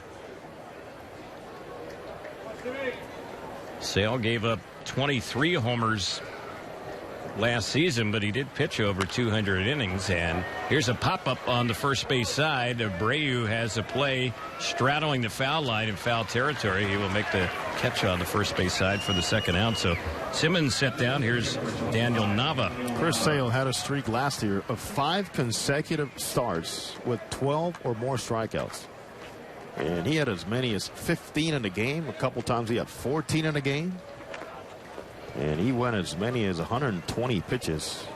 And with all the Ks, Terry, you just see that the max he won was 125, which is pretty amazing, considering the strikeouts he started piling up.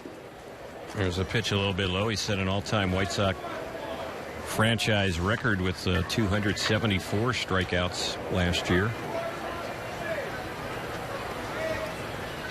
Here's the 1-0 on Nava. In there, 1-1 the count. Sale that will, of course, effectively wild. He did hit 13 batters, and that's why guys are not able to dig in too often against him from either side of the plate. Not afraid to brush you off. There's the next pitch, and that one misses.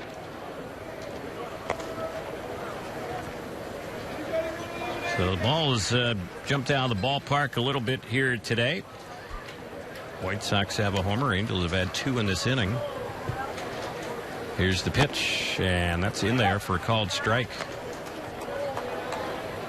We thought yesterday at Tempe Diablo the ball would be jumping out. I think there were 3 home runs in yesterday's ball game, but we had winds gusting at over 30 miles per hour. Yeah, a couple of days ago. Yesterday's off day, but you're right. And Mike Socha even mentioned that, how tough the conditions were for Hector Santiago and how good Santiago was.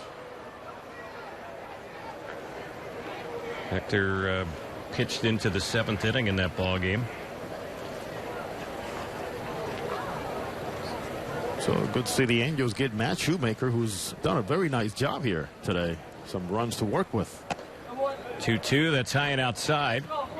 3-2. So here's something about Shoemaker on his 2014 rookie season when he was remarkable. 16-4. Run support for him was over 6.5. Last year it dropped down to 3.5. Payoff pitch, and that's low, ball 4.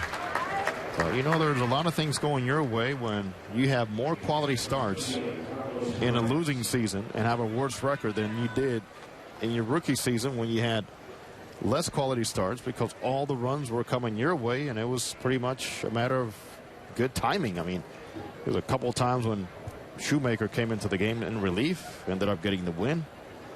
Mike Socha towards the end of that season pretty much said Matt Shoemaker saved our season. Shoemaker did a nice job in the series against the Royals in the division series in 2014. Yes, he did. After questions because he had been sidelined with a intercostal issue. An oblique. Pitch is in there for a strike on Carlos Perez. And as we talk about issues in health, Jared Weaver back on the mound tomorrow for the Angels after his last start was against a minor league team. Hope to see the Weave get back and get stronger. Here's one bounce back to the mound. Good stop by Sale, and he will throw out Perez, and the inning will end. The Angels send 8 to the plate. 4 of them score, and we go to the bottom of the 6th inning. It is 4-2 in favor of the Angels on the Angels Baseball Radio Network and Fox Sports West. Driven.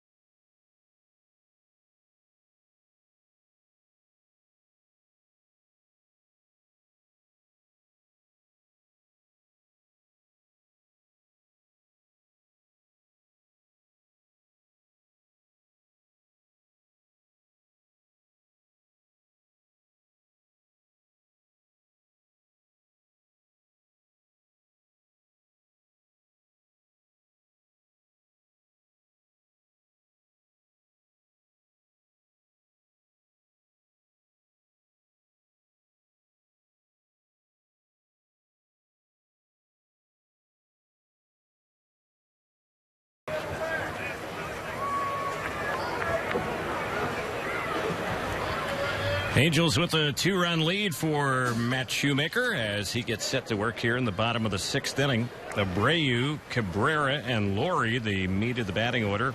3, 4, and 5 for the White Sox. Terry, good to see Mike Trout having fun with those fans out in center field, right center field, as he makes it a habit of always interacting with the fans and tossing that last ball back there between warm-ups. There's a pitch a little bit low and outside here on Abreu. Let the kid be a kid.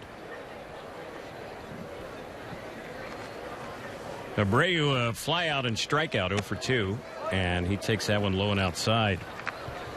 Well, we mentioned earlier today these two teams, the Angels and White Sox, will hook up early in the season, and the Angels will be in Chicago for a 4-game series starting on Monday, April the 18th. I'll be looking in your booth to see if the windows will be open or closed.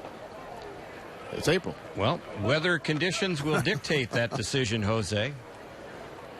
And it's kind of majority rule as far as the broadcast team.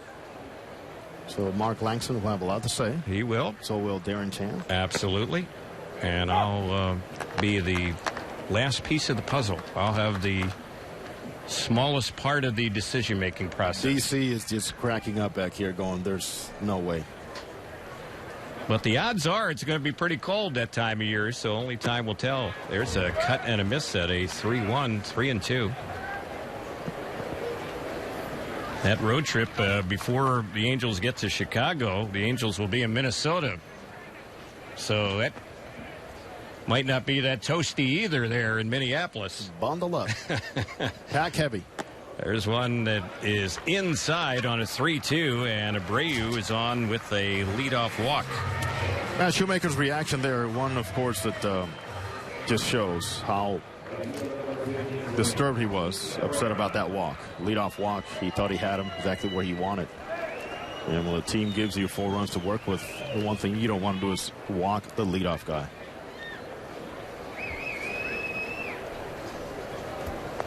Melky Cabrera at the plate. Today's attendance here at the ballpark at Camelback Ranch, 6,302, 6,302. And the pitch, Melky Cabrera chased one low and tips it foul right by the plate. So, Terry, as we talk about weather, of course, the unfortunate happening of the game at Salt Lake City getting snowed out. But then we understand, you said the day before was 62? And it got snowed out. Yeah, and the following day was 72. Right. And even the day it snowed, it wasn't like it was in the teens or the 20s. It was kind of in the mid 30s. It was kind of a wet snow, but there was just no way the game could be played. So they went from 62 to rain to turn into snow to the next day being over 70 degrees. Yeah.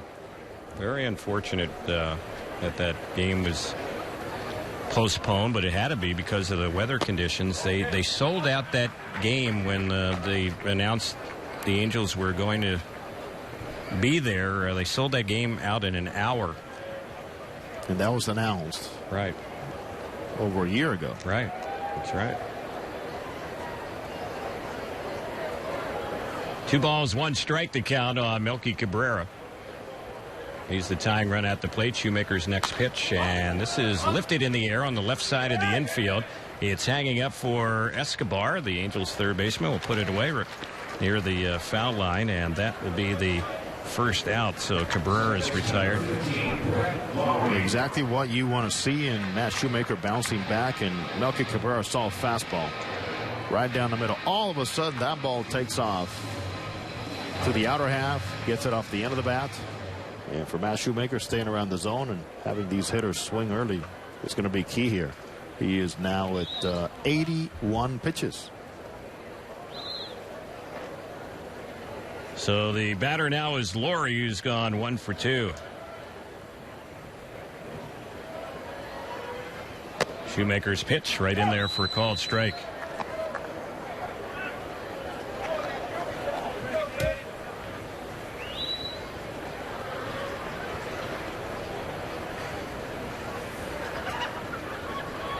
Matt is ready.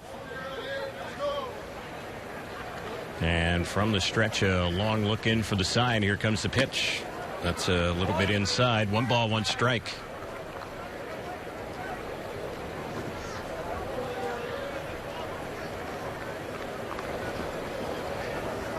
Kind of tough for us to tell where we're positioned here and the way the Angels bullpen is configured, but it looks like Tyler Skaggs has been warming up. We We're under the understanding he would pitch in the 7th and 8th today. Here's a drive. It's well hit into center field, and that one is gone. Brett Lawrie hits one out. So the White Sox have their second home run in the ball game, and just like that, this ball game is tied up at 4. And the White Sox looking for one pitch there. Brett Lawrie got what he wanted. Little extension. Seeing Matt Shoemaker for a third time. He has smoked the ball through the middle last time, and he got something going down. Not enough bite on that breaking ball, and Lawrie does a great job in just using the big part of the field. That ball had a lot of spin itself. It was still slicing away in the direction of Mike Trout.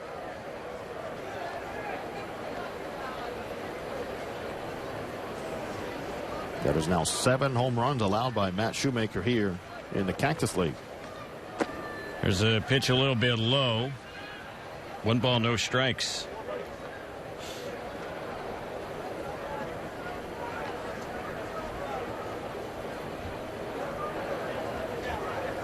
And the next delivery, a cut and a miss. 1-1 is the count. So no lead has been safe so far in this ball game. Deadlocked at 4. 1 out. Bottom of the 6th. Here in Glendale, and the pitch, and that's a little bit outside. 2-1 the count.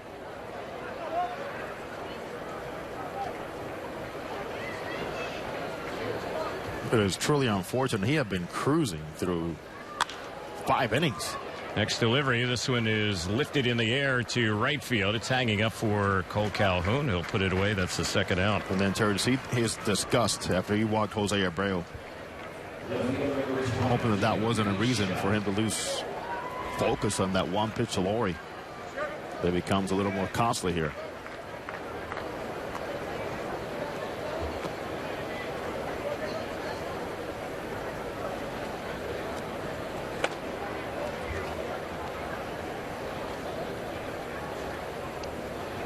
So the left-handed hitting J.B. Shuck is the batter. Escobar at third is in on the grass. And the first pitch, that one is a ball to count 1-0.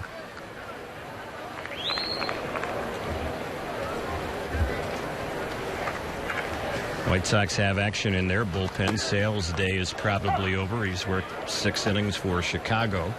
Shoemaker trying to get through the 6th inning here against the White Sox with 2 outs. 6,302, 6,302. And the 1-1 pitch. That missed outside. 2 balls and 1 strike.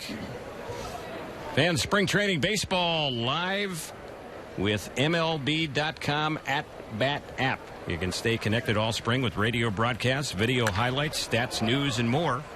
There's a fly ball lifted into center field. Under making the grab is Mike Trout, and that's how the inning will end. But the White Sox do tie it up with a pair here in the bottom of the 6th. The 7th is right around the corner. It's 4-4 on the Angels Baseball Radio Network and Fox Sports West. 5-time world champion.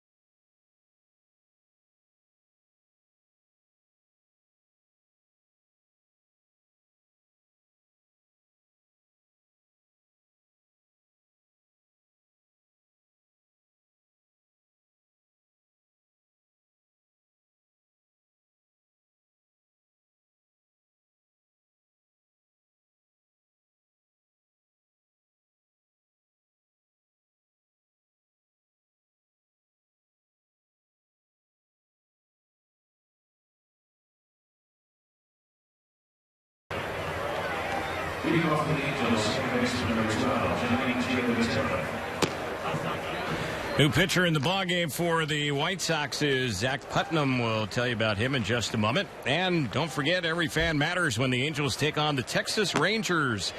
April the 7th at 7:05. Fans in attendance will receive a Mike Trout, Albert Pujols double bobblehead. It's courtesy of Pechanga Resort and Casino while supplies last. You can visit angels.com or call 714-4-ANGELS to purchase your tickets. Operators are standing by. So Johnny Giavotella will lead things off. We saw a whole bunch of the Angel regulars walking down the left field line with their traveling bags. So we'll see a lot of substitutions coming up here shortly for the Angels. Here's the pitch on its way. That's a little bit low and misses. 1 ball, no strikes.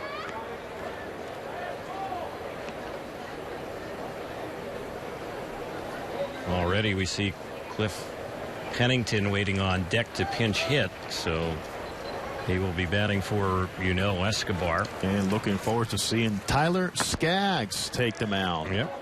He is walking into the Angels dugout, and boy, the butterflies must be flowing. 2 balls, no strikes, the count. Chris Sale worked 6 innings for the White Sox, gave up 8 hits, 4 runs earned, 1 walk, 5 strikeouts, and he surrendered a pair of homers. There's Putnam missing with that pitch. He's fallen behind 3-0 on Johnny Giavotella. Putnam 49 games last year for the White Sox, all in relief. 3-3 record, 4.07 ERA. He's a guy who has a very good split finger fastball. And here's his next pitch. That's right in there for a called strike. Putnam appearing in his 6th game this spring. He has a win and a save, but an ERA of 5.79. Giving up 3 earned runs in just 4 2/3 innings on 6 hits. Here's the next one on Johnny, and he walks him on 5 pitches. Angels have the leadoff man on to start things off here in the 7th. That's a good way to start there. Johnny Giavotella showing a lot of patience, a lot of discipline. Serving as an igniter here for the Angels to give Mike Scioscia some options here in this latter third here for the ball game. Number 20, Ray Navarro. So Pennington will bat.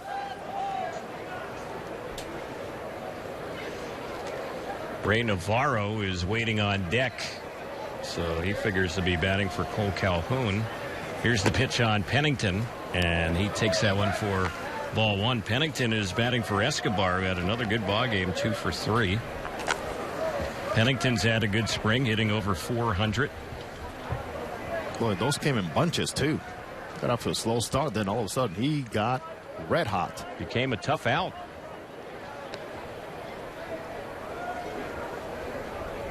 Giavotella is on the move. The pitch grounded on the right side. Johnny will easily get the second. They only play first, and Lowry's throw is in time to get Pennington. So it kind of worked like a sacrifice right there.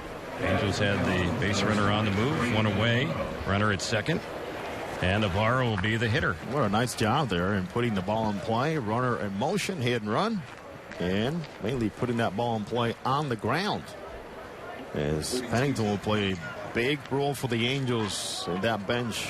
Veteran switch hitter, experienced. So Navarro bats for Cole Calhoun. Calhoun was 1 for 3. Navarro's hitting .269 this spring, has a home run, and takes the pitch for ball 1. It's 1-0.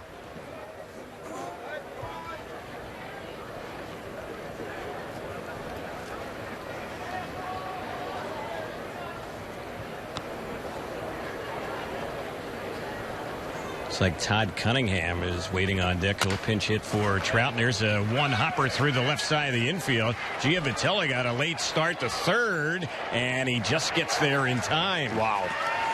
That ball was a 1-hopper through the left side, and then Shuck came in charging, fired to third base, and Giavotella just barely advanced on that base hit by Navarro. Once again, he's freezing on a line drive, and he's hearing right now from Ron Renicky. But Giavotella got a late read, and then once he saw the ball land is when he took off. Fortunately, it was not a situation where there was a force play, because he would have been out at third.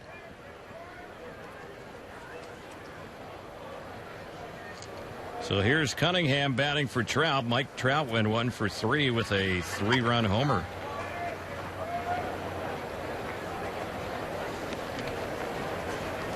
Cunningham has hit well in limited at bats, 8 for 22 this spring, and drawing a throw at first base is Navarro. He gets back to the bag safely.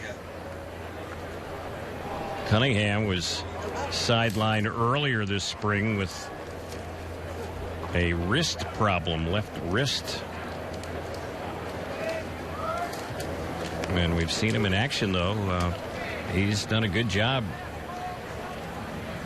There goes the runner at first. Pitch is popped foul on the left side, backing out of play. So Navarro will have to return back to first base. And once again, Mike Scioscia, first and third this time, trying to create some holes in that infield. A lot of moving parts. Navarro, good speed. And Cunningham does a good job protecting his runner.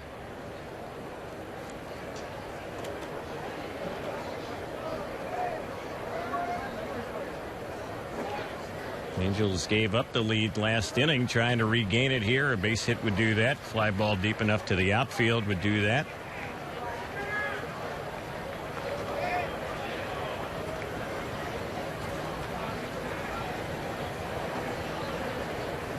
Nothing in one to count on Cunningham. And there's a pickoff toss to third. Giavotella gets back. Well, there's one thing the runner at first base knows. Once that pitcher commits to third base, he cannot recommit and throw over to first anymore. That rule is done with.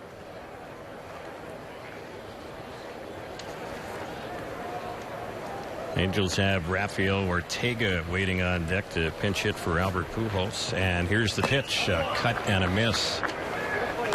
0-2 on Cunningham. Hope you're enjoying the action today wherever you're tuned in to Angels baseball, Thursday afternoon baseball. Terry Smith, Jose Mota, and our producer engineer Darren Chan with you. Cactus League starting to wind down. Less than a week of games remaining in the Cactus League, and the pitch, that's a low. Of course, the Angels will still have 4 more exhibition games back home in Southern California, 3 against the Dodgers, 1 against the Cubs before the season opener at the Big A. Angels and the Cubs scoring off to start things off in 2016. Opening day, Monday, April 4th.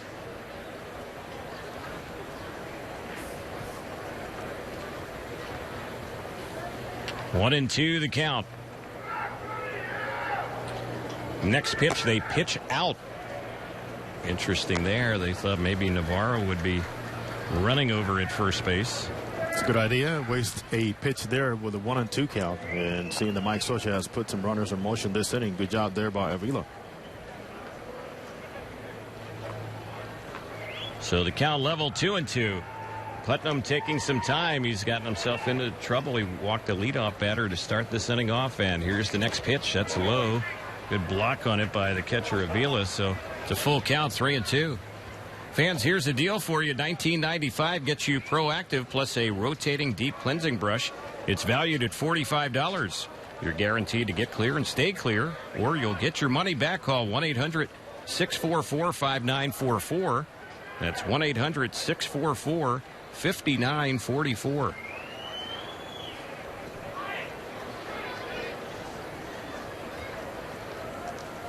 Putnam was a strikeout pitcher last season at 64 and just under 49 innings. And he'll get some strikeouts with that splitter. Full count. There goes the runner at first. There's a ground ball bounced to first. They go to the plate. They have Giavotella on a rundown between third and home. They run him back to third, and he gets back to the bag safely. And then the catcher Avila runs right over him, and everybody's going to be safe. It's a good call there by third base umpire. And a very bad play by the White Sox, especially by Avila, because Abreu got rid of the baseball and gave it to him with plenty of time. But Avila was too distracted, thinking maybe on closing the gap because of a guy around second. was going to make his way and have 2 base runners, but that was not the case. Good job there by Navarro not committing toward third base. And once Avila actually takes Giovitella with his body out of the bag, this automatically you just cannot do that. He's safe. So it'll be scored a fielder's choice. They don't get anybody out. Angels now have them loaded. And here's Ortega pinch hitting for Albert. Here's the pitch. And he grounds one sharply on the first base side, but a foul ball. Well, the Angels get a huge break. Only 1 out. Now they're loaded on a hot hitter in Ortega. Giovitella did a good job on that rundown and then just was running full speed back to third base and got to the bag. And then Avila, he was running toward Giovitella and ran right over him and knocked him off the base. But Johnny was entitled to that base once he got there. He didn't go off the base on his own. Catcher ran over him and knocked him off the base. Here's the 1 strike pitch. That's low and inside. So a golden opportunity for the Angels to get back on top.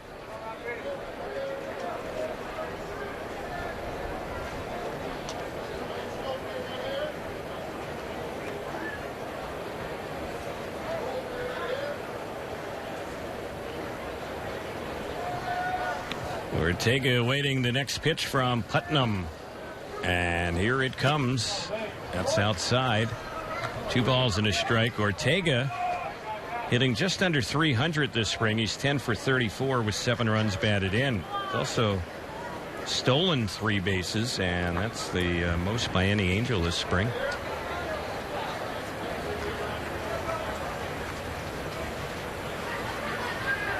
2-1 pitch. That's a liner into left. That's going to fall in for a base hit. 1 run will score. A second comes in. It's a 2-run pinch hit single for Ortega. Angels are back up by a pair. It's 6-4.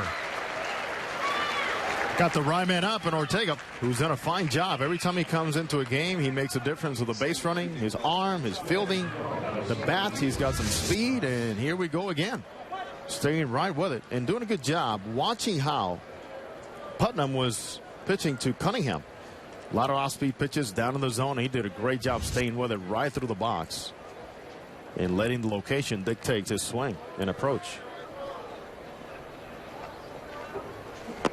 So Nick Buss is the batter, and first pitch to him, he takes it for a strike. He's batting for C.J. Cron.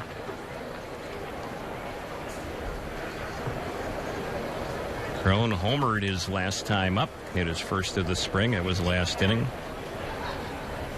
Here's the pitch on Buss. Cut and a miss. 0-2 the count.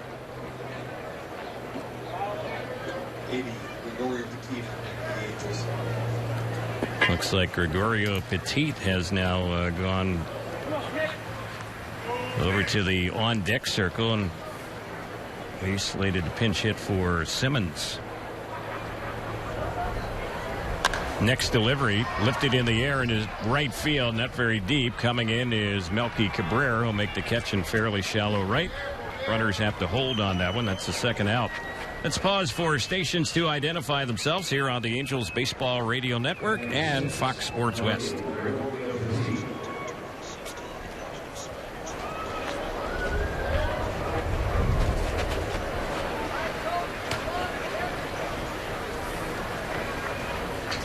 Well, it looks like the White Sox are also going to make a pitching change now, so we'll have a break in the action with 2 outs. We're in the 7th. Angels leading at 6-4. New pitcher coming in on the Angels Baseball Radio Network and Fox Sports West.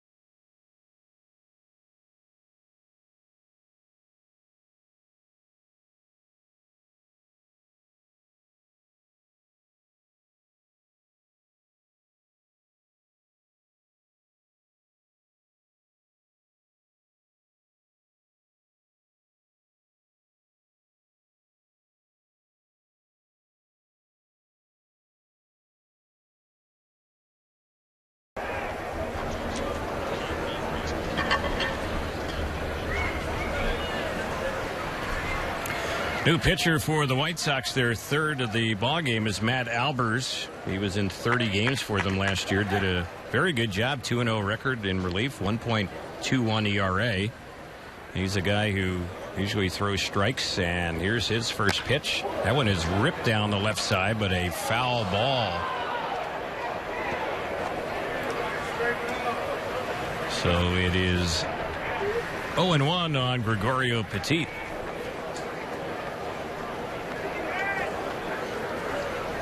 It's like a young player from minor league camp. Jared Walsh has moved into the on-deck circle.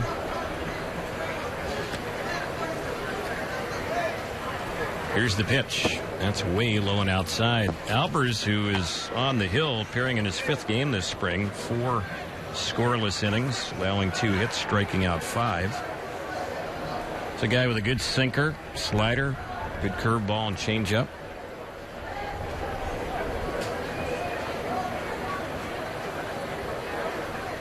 He's ready, and here's the next pitch. That's on the outside part of the plate, called strike. Putnam's numbers. He got the 2 outs so far in this inning. He gave up 2 hits, couple runs earned, a walk, no strikeouts. The 2 runners on base, the property of Zach Putnam. Here's the next delivery. Chopped on the third base side. It's a fair ball. It's a long throw for Davidson, but he gets it over to first in time, and that's how the inning will end. Angels do get a pair in the inning and take a 6-4 lead to the bottom of the 7th. It's 7th inning stretch time on the Angels Baseball Radio Network and Fox Sports West. After the madness of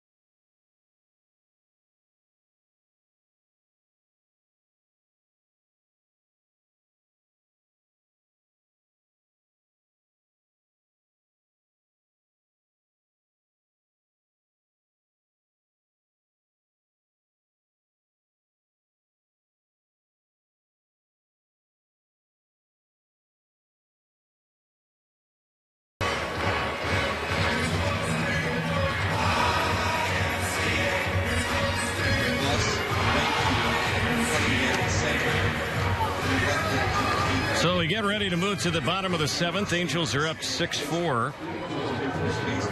And it's got to be an emotional time out there on the mound for Tyler Skaggs. Last time he faced opposing batters back on the 31st of July 2014. He's 1 week shy of going 20 months without facing opposing hitters.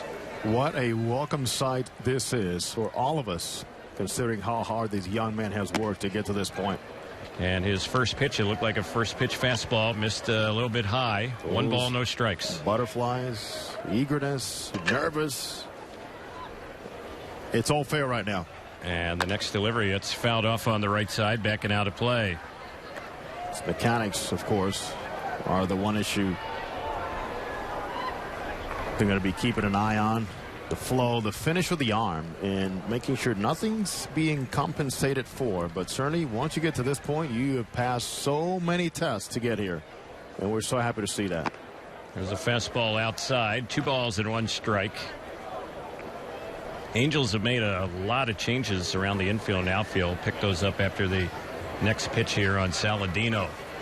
And here it comes. It's fouled back behind the plate. So count still 2-2. Jared Walsh, a young player from minor league camp, is now the Angel first baseman. Ray Navarro playing second. Cliff Pennington is the third baseman. Gregorio Petit, the shortstop. Michael Fish in left. Todd Cunningham in center. Nick Buss in right. Carlos Perez still in the ball game. He is catching Skaggs. And that's kind of by design right here. Yes, it is. 2-2. That's off speed and missed high. It's 3-2. That's the first breaking ball. He overthrew it a little bit. You can understand that. He's a little amped up. But the ball is coming out of his hand very nicely. With some good pop. 3-2 delivery. And it's popped up. Shallow right field. Buss is coming in. Has an easy play. He's under. He'll squeeze it. Saladino is retired. 1 gone. All eyes on Tyler Skaggs. If he goes around the diamond near first base, take the deep sigh of relief. Terry, the long road is over. Yeah, there's light at the end of the tunnel right now for him. He's such a grinder, gamer mentality. And consider he was part of the 2014 rotation. There was Weaver, Wilson, Santiago, Richardson, Skaggs. Just fearless out there on the mound. Here's the pitch. This is lined into left field, and they're waiting. Making the put out is Michael Fish, the new left fielder. So Alex Avila went after 1 pitch. He is retired on the liner the opposite way. 2 quick outs now for Skaggs. Terry, and can't escape us how big a role his mother, who is a well-known softball coach, the role she played mentally in getting him to this spot, in comforting him, reassuring him. And of course, she has a lot to say about his mechanics too, and she has been for years. Skaggs pitch right in there for a strike. Oh yeah, he's throwing free and easy right now. And that's all you want to see right now. Nothing forced. Staying within himself in that straight line towards the plate. Here's the next delivery. Off speed. That's fouled back to the screen. So he's throwing strikes. He's jumped in front of Austin Jackson, 0-2. Much better adjustment speed with that breaking ball. A nice spin coming out of it. 12-6 breaking ball. Skaggs ready, and here comes the 0-2 pitch. That's a liner just foul on the first base side. That's in on the hands, so the four-seam fastball. Matt Shoemaker, the Angels starter, 6 innings today, 6 hits allowed, 4 runs all earned, 1 walk, 4 strikeouts, threw a wild pitch and gave up a pair of home runs. Here's the next delivery, and that one is cut on and missed, and down on strikes goes Jackson, and a clean inning for Tyler Skaggs. Welcome back, Tyler Skaggs. He pumped his glove, and of course, rightfully so. Welcome back. We are headed now to the 8th inning as we go there. 6-4 Angels on the Angels Baseball Radio Network and Fox Sports West.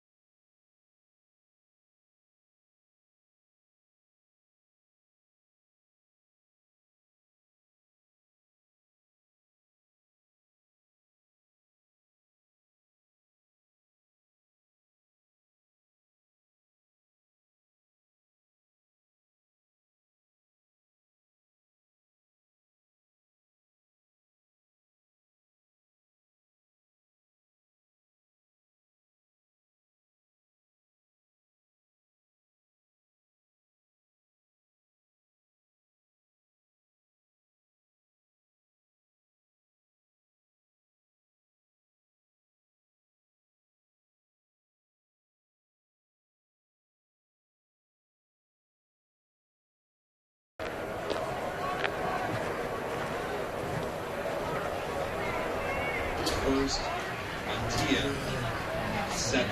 So we get ready to move to the 8th inning. A lot of changes for the White Sox, and Angels have a 6-4 lead in this ball game. Jacob May on center. Jason Coates on right. At the plate for the Angels is Jared Walsh, and here's the pitch on him. That one misses outside for a ball. Walsh is hitting out of Daniel Nava's spot. Nava today was 0 for 2 with a walk.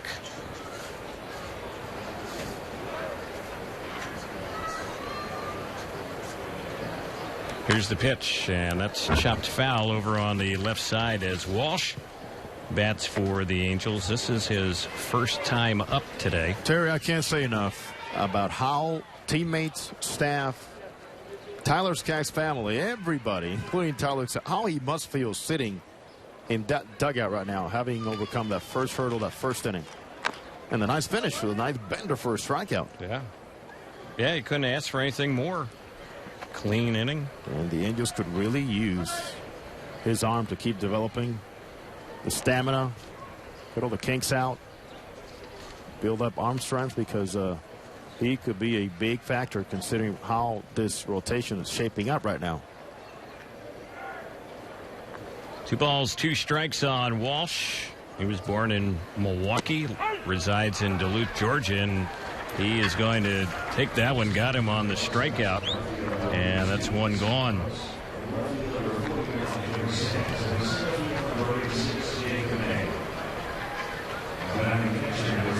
So still in the ball game is Carlos Perez. He'll bat for the 4th time today. He's had a 1 for 3 ball game.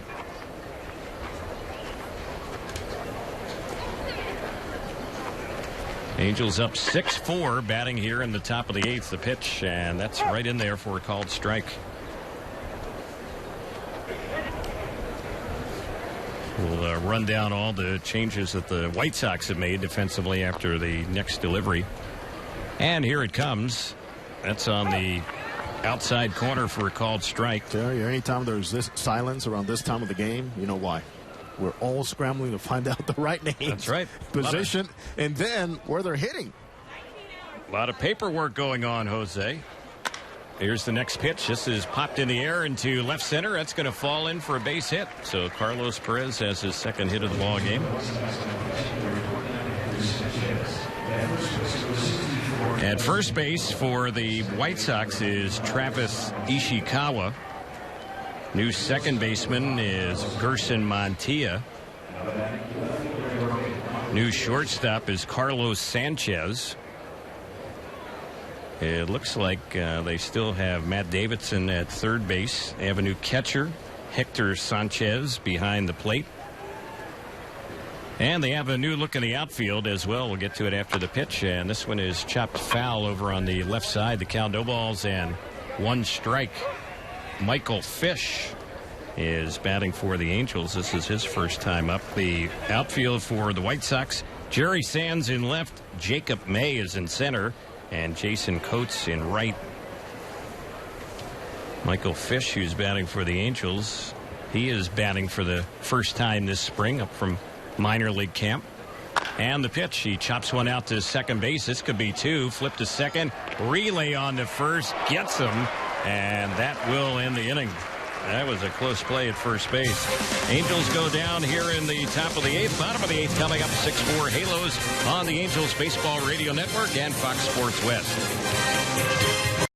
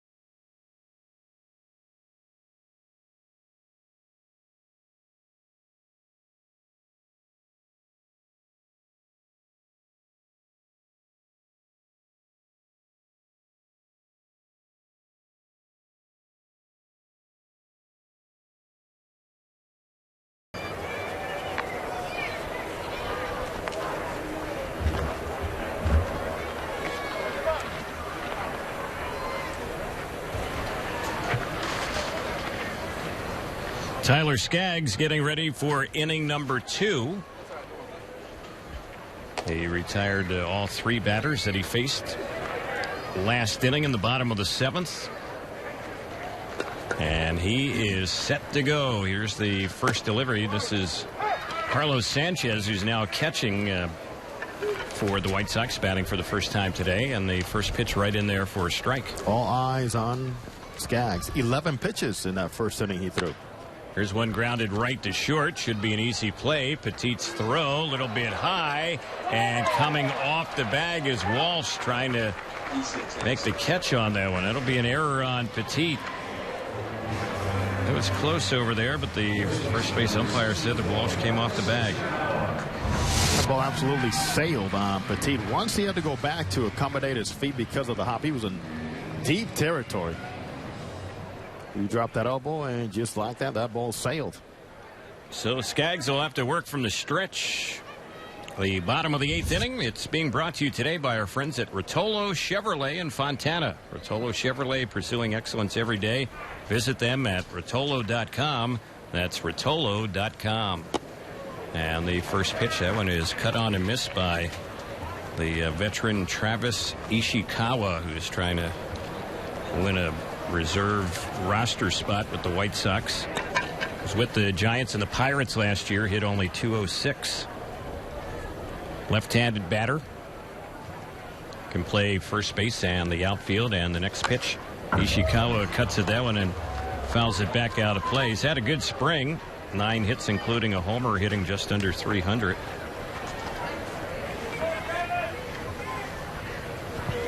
It's one of those guys that even if he does not make your team out of spring training, you know what you have. And the depth he provides as a backup. Outfielder, off the bench, first baseman, solid glove, experienced hitter. Next pitch, he pops this one foul on the third base side, chasing in foul ground and making a nice running catch on it is Quick Pennington for the out. One away. Well, Tyler Skaggs hasn't been able to bury that fastball on both the right-handers as he did the previous inning on Austin Jackson, and now on the left-hander right against that label. It's a fine job of pitching as that fastball is flowing so nicely out of his hand. He's been able to hit some good spots with it. So here's the next batter, Jason Coates. This is his first time up today. He's had 7 hits, 29 at bats for the White Sox this spring with 3 homers. There's a pitch in there on him, and then a snap throw to first. Diving back to the bag goes Sanchez. Jose, I know you're going to visit with Mike Sochi after the ball game, so I'm sure you'll talk to him about Skaggs. But I would have to say right now, just watching him, that dugout has to be ecstatic with what they're seeing. No doubt. Everybody is watching him very closely. Here's the pitch, and that's cut on and missed. Took a little something off that pitch. Think about Charles Nagy, New Angels pitching coach, who knew about Skaggs as a minor leaguer before Skaggs got traded. Then came back over, but significant in what he could provide for the Angels in rotation depth. Here's the next pitch, and this is popped up. Foul on the third base side. Perez, the catcher, chasing, but he will run out of room. It lands on the dugout roof and then bounces back to the seats.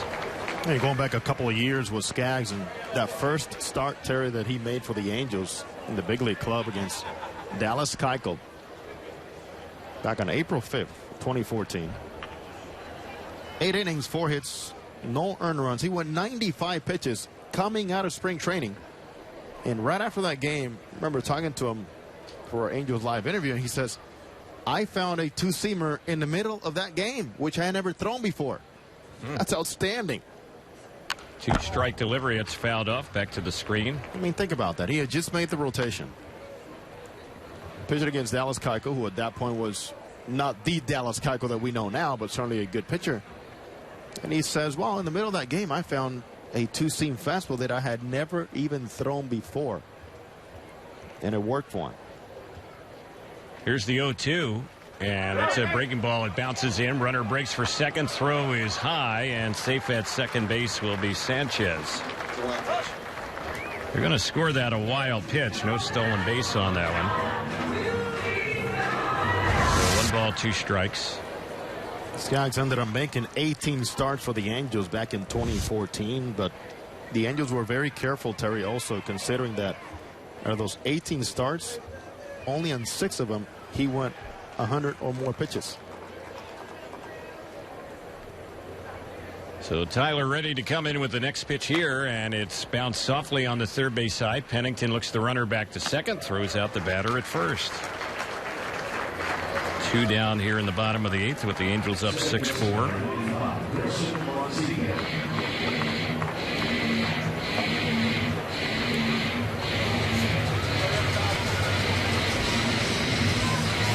Gerson Montilla will be the batter. So he's hitting out of Laurie's spot. Brett Laurie had a good ball game for the White Sox today. Had 2 hits, including a homer. 3 times up, 2-run shot.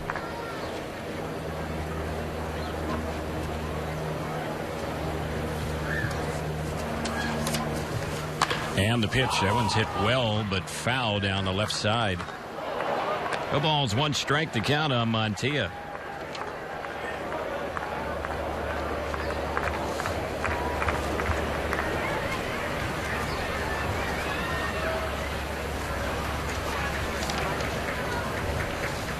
Gerson Montilla, the batter for the White Sox.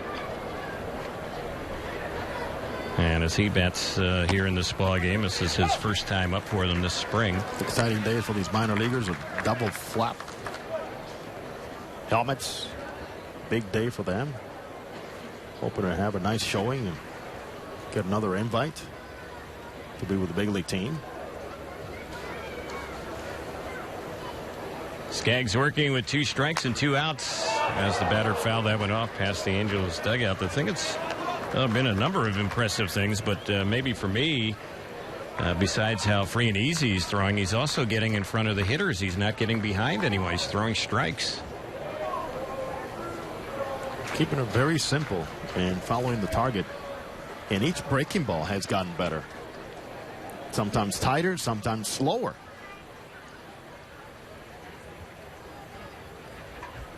And Skaggs wheels around, bluffs a pickoff toss. Matt Davidson, who's gone all the way for them at third base, would be up next with 2 outs.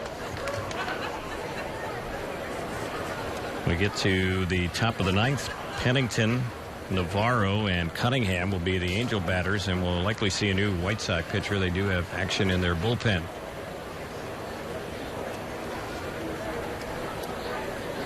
Here's the 0-2. That's lined into right field. It's going to fall in for a base hit. They're going to wave the runner home. Here's the throw to the plate. It's cut off.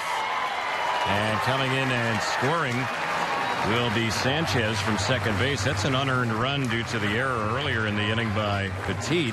But the White Sox have cut the Angels' lead to a run. It's now 6-5. There's another ball that beat the hitter. That ball is spot out nicely by Mantilla, but it was elevated. And as a pitcher, certainly Carlos Perez would like to see executed a little bit better. But boy, we cannot be asking much more right now from what we've seen from Tyler Skaggs. So here's Davidson. 0 for 3 day. Skaggs, as mentioned earlier, made 11 pitches in that 1, 2, 3, 7th inning. He's already made 15 here in his second inning of work. Total of 26. 2-out hit. He just gave up the first hit he's allowed since coming in, and that one is in there. Again, a first pitch strike, and he's been doing that with solid regularity here in his 2 innings. So Terry, figure something out. Mike Socha has Skaggs throwing on the same day that Matt Shoemaker is throwing. Read into it all you want, but it's not a coincidence. Not in my eyes. Here's the next pitch. That's a cut and a miss. When spring training started, Mike Socha actually had Matt Shoemaker and Hector Santiago pitching on the same day. Shoemaker came in relief of Santiago, and then as split squads started, then one was pitching in one site and the other in the other, obviously. 0-2 delivery, and that is a called third strike, and The batter, Matt Davidson, knew it. Struck him out looking, and that'll end the inning. That's probably it for Skaggs. A couple of very solid 2 innings of relief for him here today. We're headed now to the 9th. It's 6-5 Angels on the Angels Baseball Radio Network. And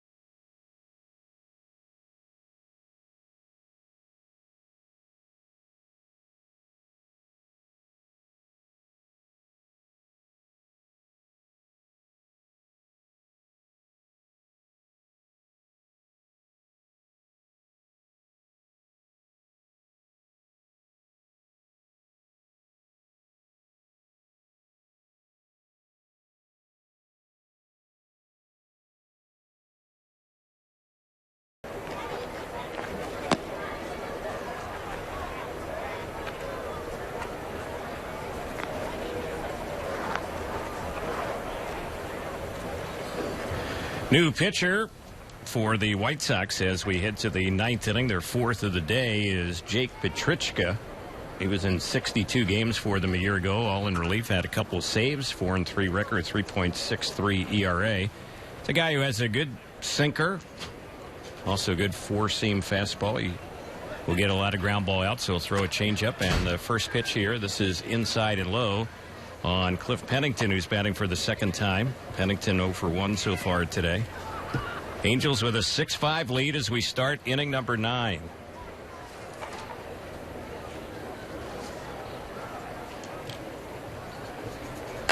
Here's the next delivery, and that one is lifted in the air, hit well to left field, going after it, and unable to get to that ball is Sands. It hits off the fence down in the left field corner, and that is a leadoff double. So Pennington goes the opposite way. Angels have a runner in scoring position, and with nobody out, Ray Navarro will be the next batter. It's not the first time we've seen Pennington drive a ball opposite field into deep territory. And he took a good pitch down and away and absolutely just put his backside right through it. Finish off that swing, labeled. Put a charge in, and the Angels in a good position now to increase that lead. So the batter now, Navarro, and he was around the bun and fouls it off right by the plate. Angels were looking to sacrifice Pennington over to third. Yeah, for players like Navarro, this is a huge spot in the eyes of you getting evaluated.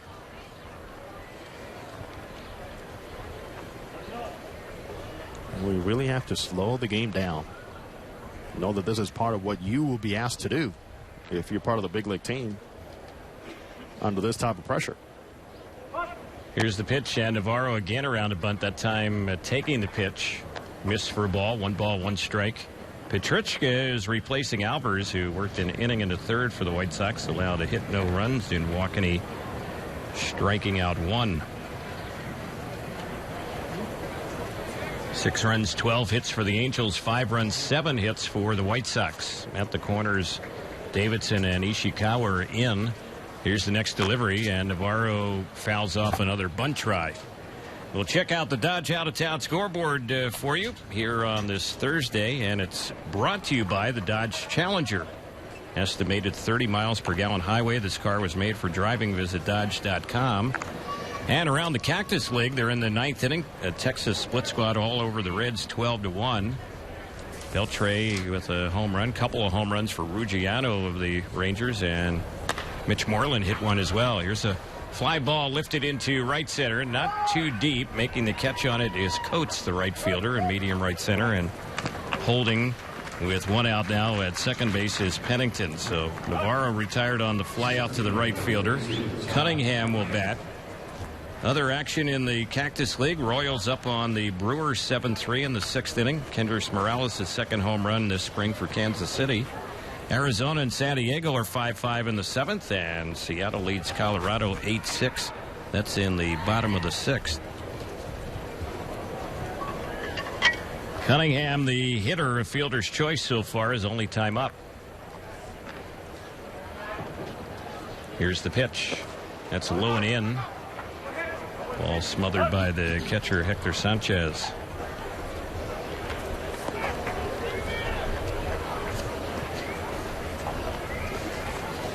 Hector Sanchez at one point a favorite of many of the San Francisco Giants pitchers. Great target to throw to. I recall it was Barry Zito who made a start in AAA on his rehab and came back and said, this kid Hector Sanchez we have down there, he needs a chance in the big leagues. And before you know it, that endorsement led to bigger opportunities for Sanchez to cement a backup job with the Giants. Now trying to get reestablished and as a reliable backup with Terry Avila. I mean, with lack of production that he's had a couple seasons, he's no guarantee to be also an everyday catcher right now for the White Sox. Home plate umpires being checked out after that last pitch by one of the White Sox athletic trainers. And not sure if he might have had something happen to his right eye. That's where they're kind of checking. Can't say enough about the job by the athletic trainers on any staff. Go down to high school, college, Terry in the minor leagues. How much work that these guys do many times by themselves. And it's great to see when those guys put all that time in the minor leagues and all of a sudden they get a chance to come to the big leagues and after many years play a big part in creating players' confidence, of course, getting them through the healing process and rehab processes. And as we talk about athletic trainers and medical staff, how the Angels group must feel by watching Tyler Skaggs on the mound here today. Including our good old buddy Smitty. That's right. Rick Smith, Adam Nevela, TJ Harrington, all those guys. There's a pickoff toss to second. Diving back to the bag goes Pennington. And while we have a chance, Jose, we want to send out a very speedy recovery to a good friend of ours, Scott Snyder, from the Fox Sports West crew, who underwent surgery today. Yes. He makes spring training a lot of fun here in the booth. Sure does. There's a pitch that's low. So the count goes to 3-0.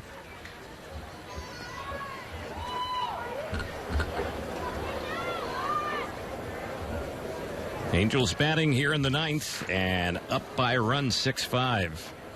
Petrichka set. Next pitch. That's low and inside, and that's a 4-pitch walk. So 2 on with 1 out. Ortega will bat. He's already driven in a pair of runs and 1 at bat since coming into the ballgame. Fans, don't forget Experian. Let's get serious about your credit. Go to Experian.com today. Angels have action in the bullpen, so pretty good indicator that Tyler Skaggs' day is done. We were told earlier today he would go 2 innings, so he's done that, and that's probably it for him. Certainly looking forward to seeing Jared Weaver on the mound tomorrow, and hopefully a better Weaver, a little sharper. Is Terry, we got to really applaud Jared Weaver as a veteran pitcher. Has this issue with his spine, right? He's not shying away from this. I mean, you know what? There's many times where he could have said, take some time off and build some strength. He is going out there. From the minute he heard about what was going on with him, he's out there playing catch. Right. He's out there with his teammates. It's not like he was shutting it down. The Angels being so careful as to how they bring him back, but he wants to take the ball and wants to fix things on the mound. Weaver faces the A's. Rich Hill, who's had a real rough spring for Oakland, will go against the Angels tomorrow.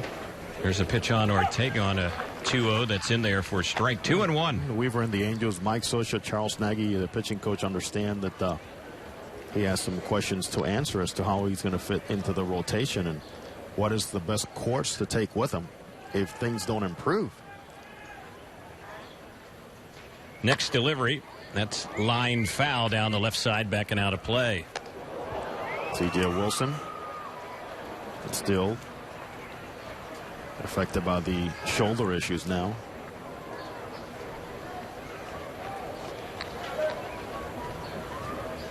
They don't have a firm timetable as far as when Wilson will be back pitching. Certainly will begin the year on the disabled list. 2-2. And that is a called third strike. Nipped the inside corner. Borderline pitch there.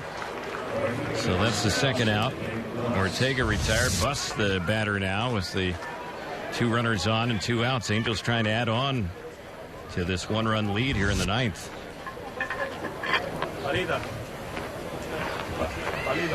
Bus fly down his first time up.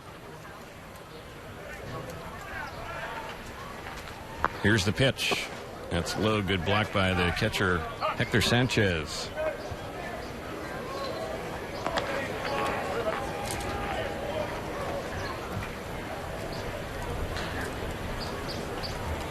Infield back with 2 outs. Outfield pretty much straight away, not too deep.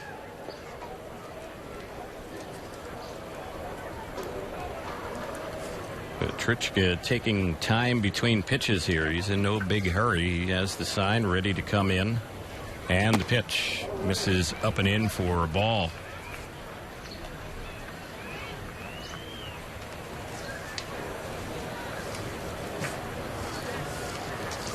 White Sox last season were right around the middle of the pack in the majors in pitching. Team ERA last year, 3.98. That was 14th in the majors. There's a bouncer out near second base, and stopping it is the second baseman, Montea, and he will go to the bag to force out the base runner, Cunningham. The inning is over on the unassisted fielder's choice. That's it for the Angels here in the 9th. It's a 6-5 Angels lead. Bottom of the 9th we go on the Angels Baseball Radio Network and Fox Sports West.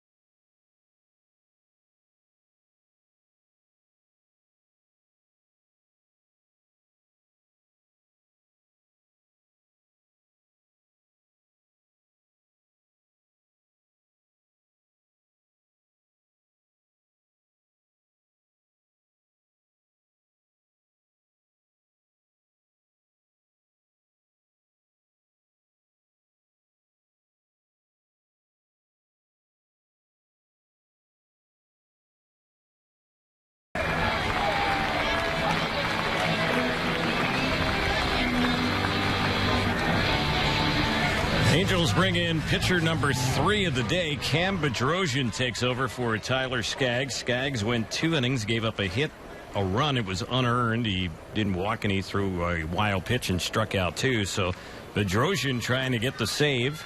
First batter he will face is Jerry Sands, who is batting for the first time. Sands has been playing out in left field. And the first pitch on him, that's right in there for a called strike.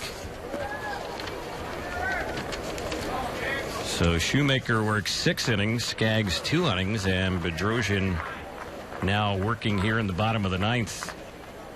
This appearance for him, his 9th this spring, 101 record, 5.19 ERA, and there's a pitch that misses for a ball. It's 1-1.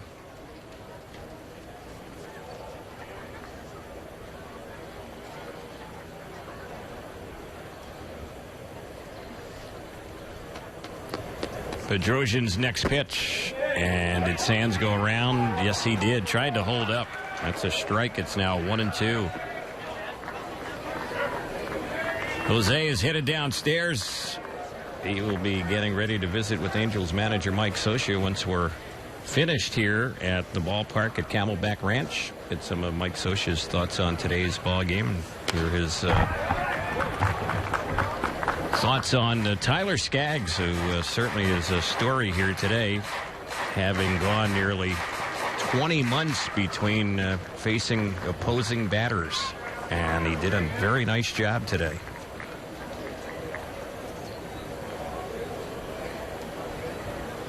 Infield backed up. The count's 1-2 on Sands. Right-hander against right-hander.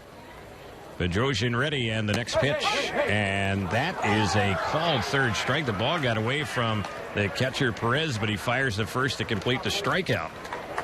Sands ends up being out looking, even though the ball was mishandled by Perez, but the Angels still get him. That's the first out in the bottom of the 9th. Angels pitching today, 7 strikeouts, only 1 walk allowed. Tyler Saladino has gone all the way as the DH gets ready for his 4th at bat. He's 0 for 3.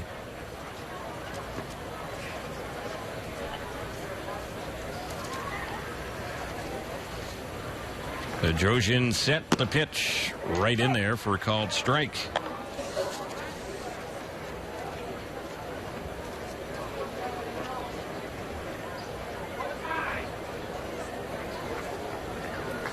Nothing in 1, the count. Here's the next delivery. That one misses a little bit low.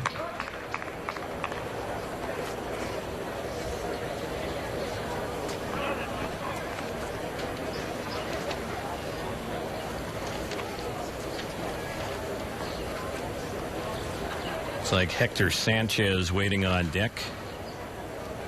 Here's the pitch, and that's a strike on the outside corner.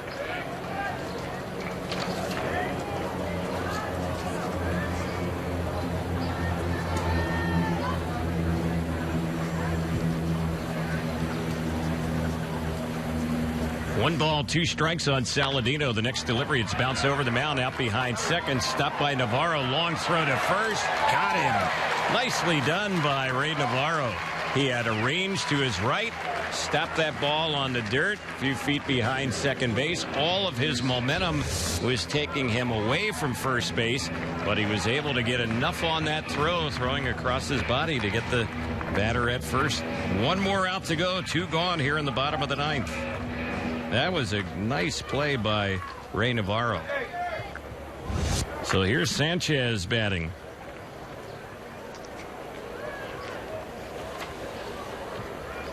He swings from the left side.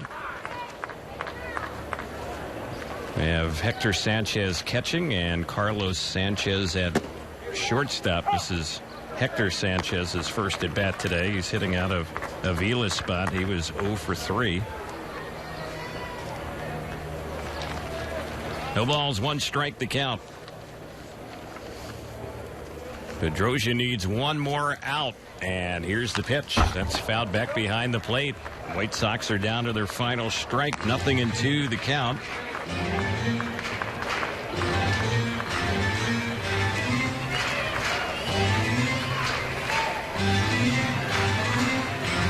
Cam Bedrosian trying to get his first save here this spring.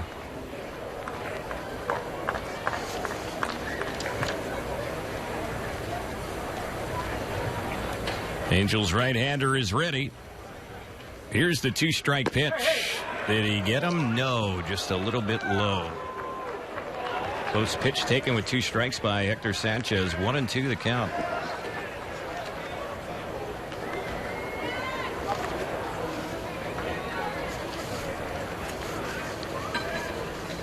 So we'll see what happens on the next pitch. Here comes the 1-2. He chops that one foul, stays alive. Sanchez just 4 for 21 this spring. Trying to win a spot as a backup catcher with the White Sox.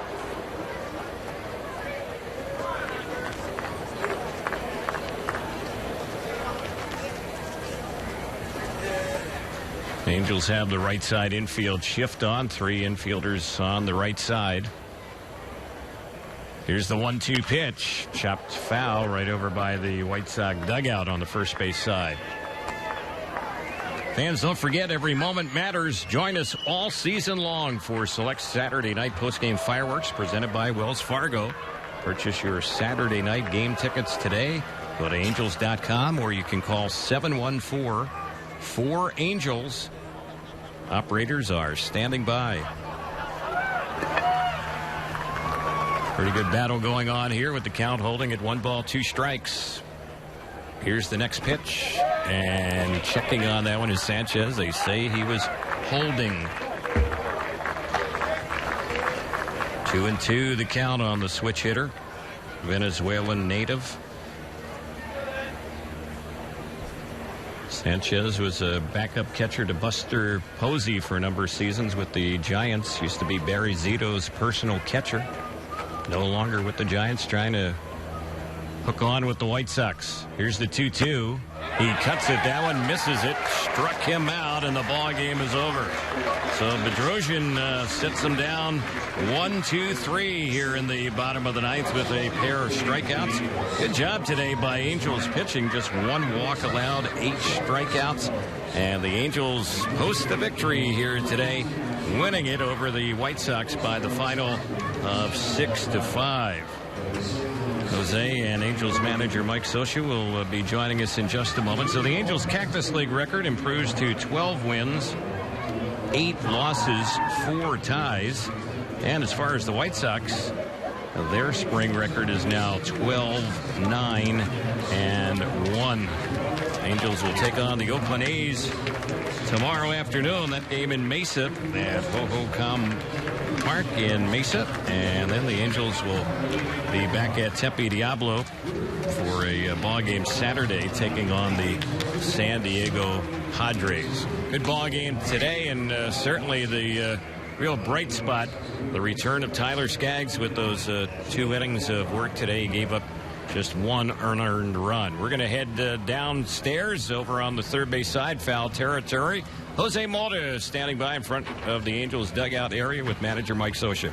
Thanks, Eric. Mike, as far as stories go in spring training, there's so much we could talk about, but the main one is Tyler Skaggs back on the mound. What does that mean to you?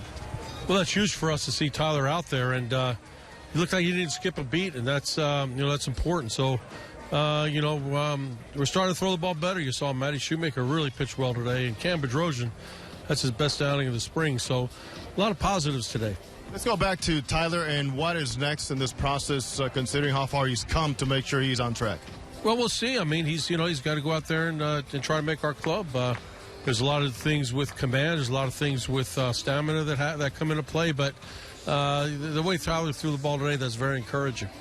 Matt Shoemaker, you talk about encouraging himself. It seems like there's some ups and downs. There's some gaps there. But what are you hoping to see consistency-wise with him on the mound? No, he looked well today. Made a couple mistakes, maybe with 1 breaking ball, but outside of that, pounded the zone hard, was throwing the ball with good velocity, had good spots, and got to 90 pitches, 6 strong innings. How hopeful are you that against a guy like Chris Sale, your team puts a charge in a few pitches that this could repeat itself during the regular season? Well, we got it going. He's got great stuff, and Chris has thrown a good game for those guys. And took one pitch to Mike Trout and one to C.J. Cron and got us a lead. Thank you, Mike. All right, Jose. Terry, let's go back to you, amigo. All right, thanks, Jose. Great job as always, and good to hear from Mike Socha, certainly some of his comments about his pitchers today. He was excited with all three, Shoemaker, Skaggs, and Bedrosian. Angels win it again over the White Sox 6-5 here at Camelback Ranch. For those of you watching on TV, Jose, along with Alex Curry, will have a lot more post-game analysis. That's right around the corner on Angels Live. On the radio side, we'll be back with some more from Glendale as well. This is the Angels Baseball Radio Network and Fox Sports West.